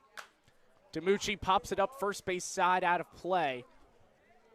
And you got to imagine this Newport outfield, which it looks like is more on the inside, especially you take a look at Bolton out and right, not too far deep into right field. Obviously, you want to keep anything in front of you, but you got to be ready for a single and a throw home. Connolly looks in, gets the sign. Holds the glove at his chest, kicks and deals.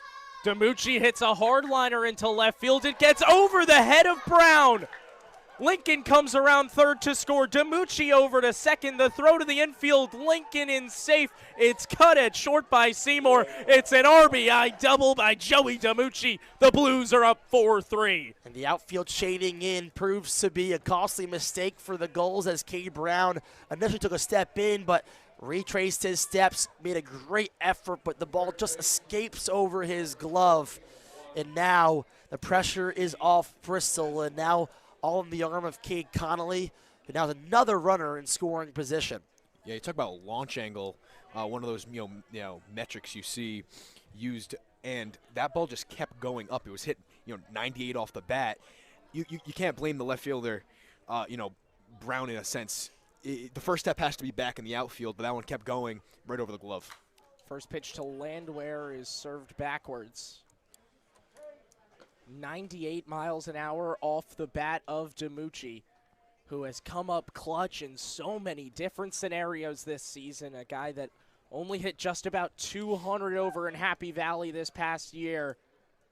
comes up so big in one of Bristol's largest games of the season thus far. Here's the 0-1 to Landwehr. He guides that one into right field. Will it be deep enough to tag for DiMucci? No, it's not. The throw all the way to third is there, and that is an absolute rocket from Bolton and Wright to keep DiMucci put at second. Yeah, great job by DiMucci staying there, because we've already seen a couple impressive throws from the outfielders for Newport. Bolton showing off that arm as that one got to Castellani about 10 feet in front of the third base bag on the fly, and DiMucci would have been caught in no man's land if he decided to go. So he keeps the runner in scoring position for Luke Nomura. Nomura 2 for 4 today. A double back in the third, a single and a stolen base in the 10th. First pitch to him is ripped backwards foul.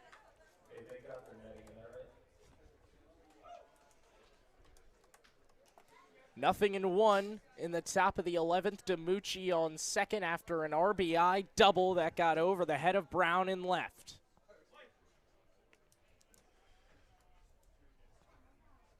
That would score Nate Lincoln, who is the automatic runner in the top. Here's the 0-1. Cut on and missed. Strike two. If you potentially tie or win this ball game, but they trail by 1 with a runner on second to start off the bottom of the 11th. Carson Renner's day is done after 1 inning of work. Gives way to Thomas Galusha. What can you tell us about him, John?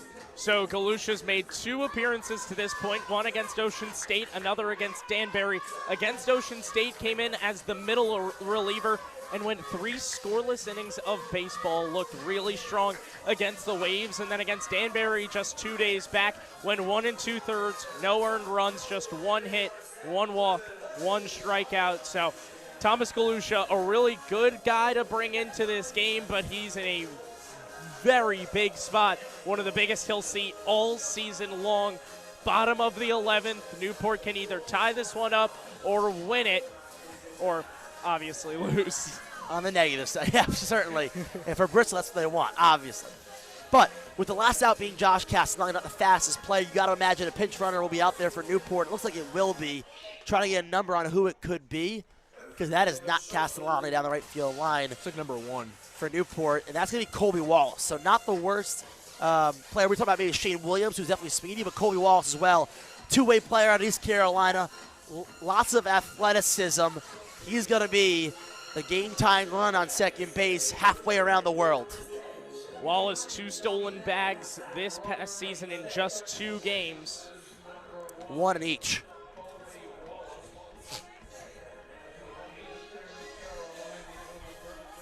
As they look ahead at the Newport schedule, they go on the road tomorrow night for interleague play at North Shore, and they come back to Cardines, and they welcome in a North Division opponent, and the North Adams Steeple Cats before a day off, and then they bring in division rival Mystic on Friday night. All games, tomorrow night's game at 6:05. The rest of the home games at 6:35 p.m. here on ESPN+. And now here's Dre Lewis. Followed by Gupton and Dardar. So if there's one person you'll want up right now in the situation, one of the best options if you're Coombs is Dre Lewis, who is 0 for 3 with a walk. Wallace on second. First pitch from Galusha's in the dirt. Going over to third is Wallace. He'll stay standing. And now the tying run 90 feet away. A rough way to start things out here for Galusha. A curveball that kicks away from DiMucci after it bounces off of home plate. A lot more work to be done as the entire infield comes in. 1-0 count. Time. Is the bunny returning again? Don't think so.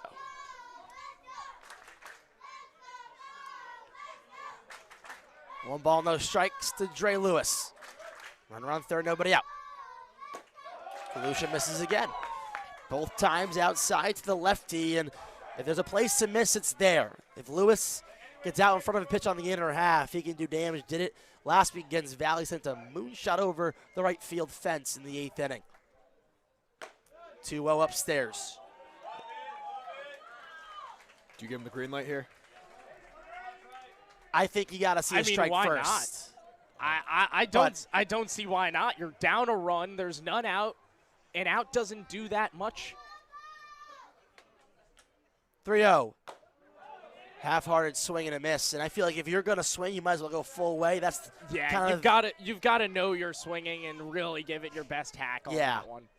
So now 3-1 brings Galusha back a little closer in this AB with a run around third. No one away. Infield in for the Blues. Pitch misses, and that will put Dre Lewis on first base. And so be curious to see how the Blues play this. Will they keep the infield in, or will they move the middle infielders back? I mean, you got to keep the infielders in, I think, because then you're kind of conceding that you might play for a tie on the ball up the middle. But again, dealer's choice. I don't think you can. Ultimately, you're playing for the win. Yeah. You don't play for a tie. Yeah. You got to keep the infield in here. Is Coach Hunt will come out and quickly pull Galusha from this game, I would assume. Now, are we sure it's a pull? I mean, normally when Hunt comes out, historically it is a pull. Or could it be a talk to the infielders? Very well could be that. As he hasn't made a asking signal around, because he could be talking to his players where they feel more comfortable, maybe. He's given a stern talk to Nomura, the shortstop. Once again, hasn't made a signal, so it looks like Galusha is going to be staying in this game. I swear to you guys, this is the first time this season where I have seen Greg Hunt come out and not pull the pitcher. Well, I talked to Never John mind before twice. the game, and I was talking about the pitching coach, John Nagel, and you were like, well, he only comes out to talk. If there's ever going to be a pull, it's always Hunt.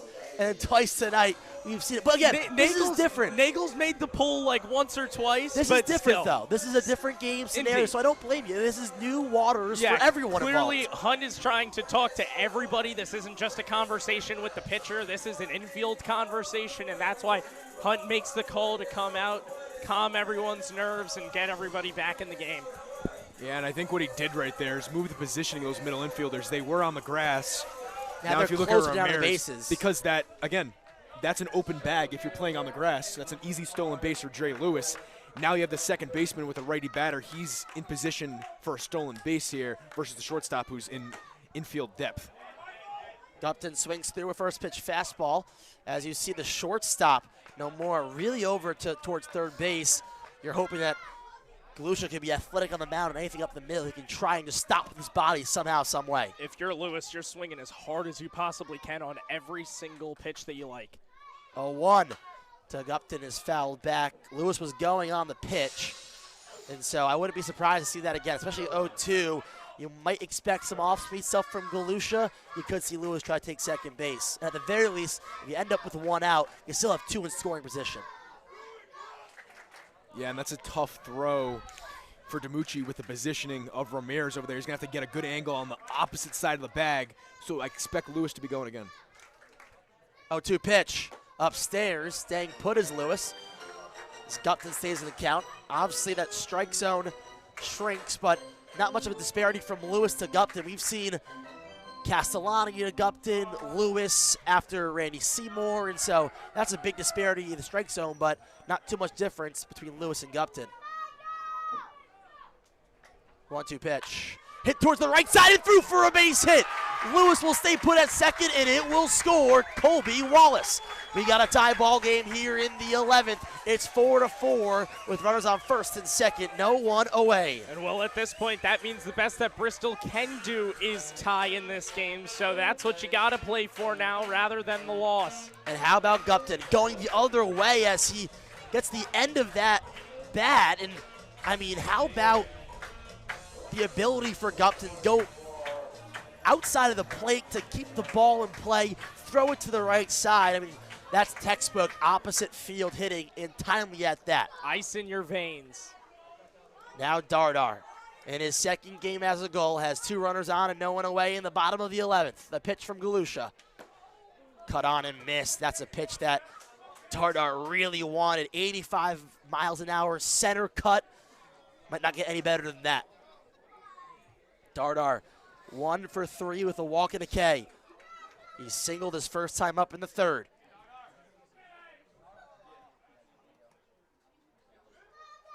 Lewis at second, Gupton at first as Lewis takes a big lead off of second, now returns. Scoring to bunt is Dardar. and it pulls it away. It hits off the mask of DiMucci and stays in front of him. And I'll tell you what, that pullback, that late pullback from Darter might have confused the catcher. It's really tough to find the ball after that bat escapes your vision. Even in that case, I bet DiMucci was wishing that runners went. He would have had an easy throw to third I mean, when you look at it, Dre Lewis is basically halfway between. He can go if he wants. He can stay back if he wants. He decides to stay back, which is definitely the smarter play. But if he does go, DiMucci has an easy throw down in solid position to make it. But Newport stays on the base paths in a clutch spot. And I think something that we can talk about here now as there's a meeting on the mound is obviously runners on first and second. You can go any way. A double play is certainly in the cards for Bristol.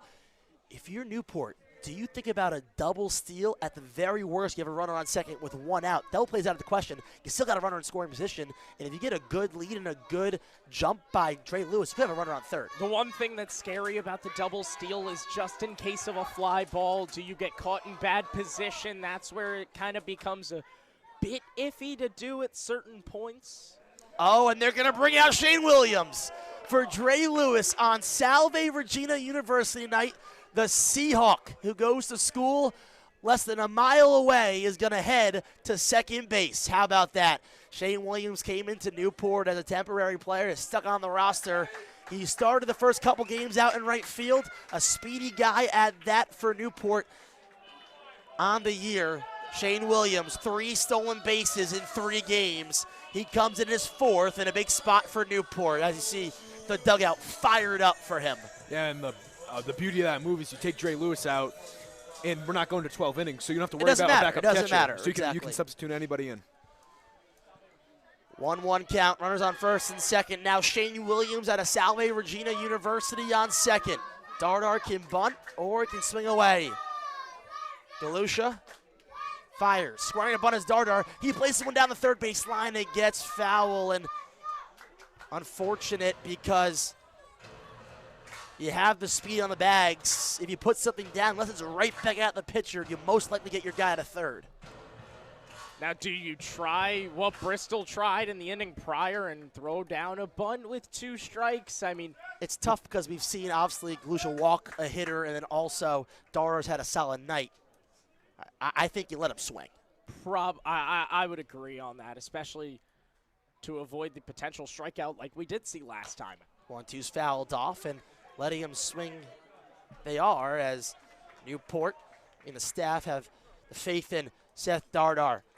Obviously making a statement this past year, a couple years at Columbia, a year at Kansas State. Now one more in Baton Rouge following this summer. Can he make his first statement as a Gull with 2 runners on and no one out in a tie ball game in the bottom of the 11th? Almost 4 hours of game time here in Newport, Rhode Island. Will we have a winner? Pitch is fouled off. We'll do it again, and Darter is battling, and although it's 1-2, this is, in the games Newport has dominated offensively. Exactly the at-bats we've seen. Newport goes down, maybe a little too aggressive, but then battle, and then you force the pitcher either throw something that was out of contention, not competitive, or in the zone. You take advantage of that mistake.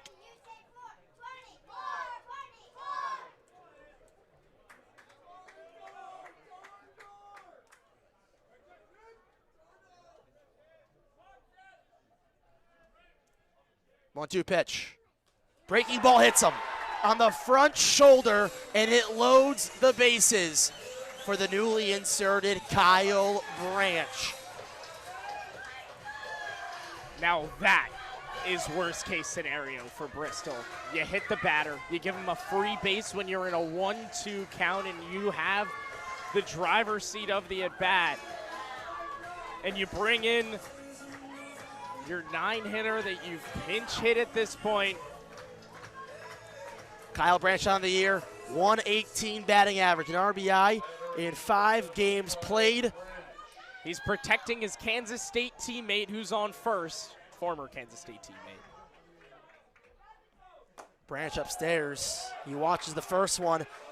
This is the point where I probably take a visit to Galusha. Those are 3 straight at-bats of walk, single, hit by pitch. Can Kyle Branch be the hero? 1-0 is the count.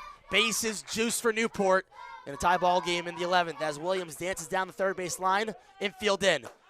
Branch watches ball 2 upstairs, and now you really got to think about either taking a visit or hammering the zone. If you're Galusha, you can't lose on a walk-off walk. You got to let the bats do it for Newport. With the infield in, a hard ground ball could potentially turn 2. Fastball has to come here. There's no way he goes off speed. Actually he might, but with control. We'll see where Galusha goes. The 2-0 to Branch. Inside ball 3. Newport 1 ball away. And John, I feel like it's an automatic take if you're Branch. You're newly inserted. You just watch 3 balls. I am keeping my bat on the shoulder, and I might as well not even look at the pitch if I'm Kyle Branch on this one. I'll stare to the backstop for all I care. Well, Newport walked it off. Galusha's got a battle with nowhere to put Branch in a tie ball game in the bottom of the 11th. The righty sets. 3-0 comes home. Misses ball 4 in a walk-off walk in Newport, Rhode Island. Gives the Gulls the win over the Blues. 5-4 is your final. And man, oh man, Bristol unhappy.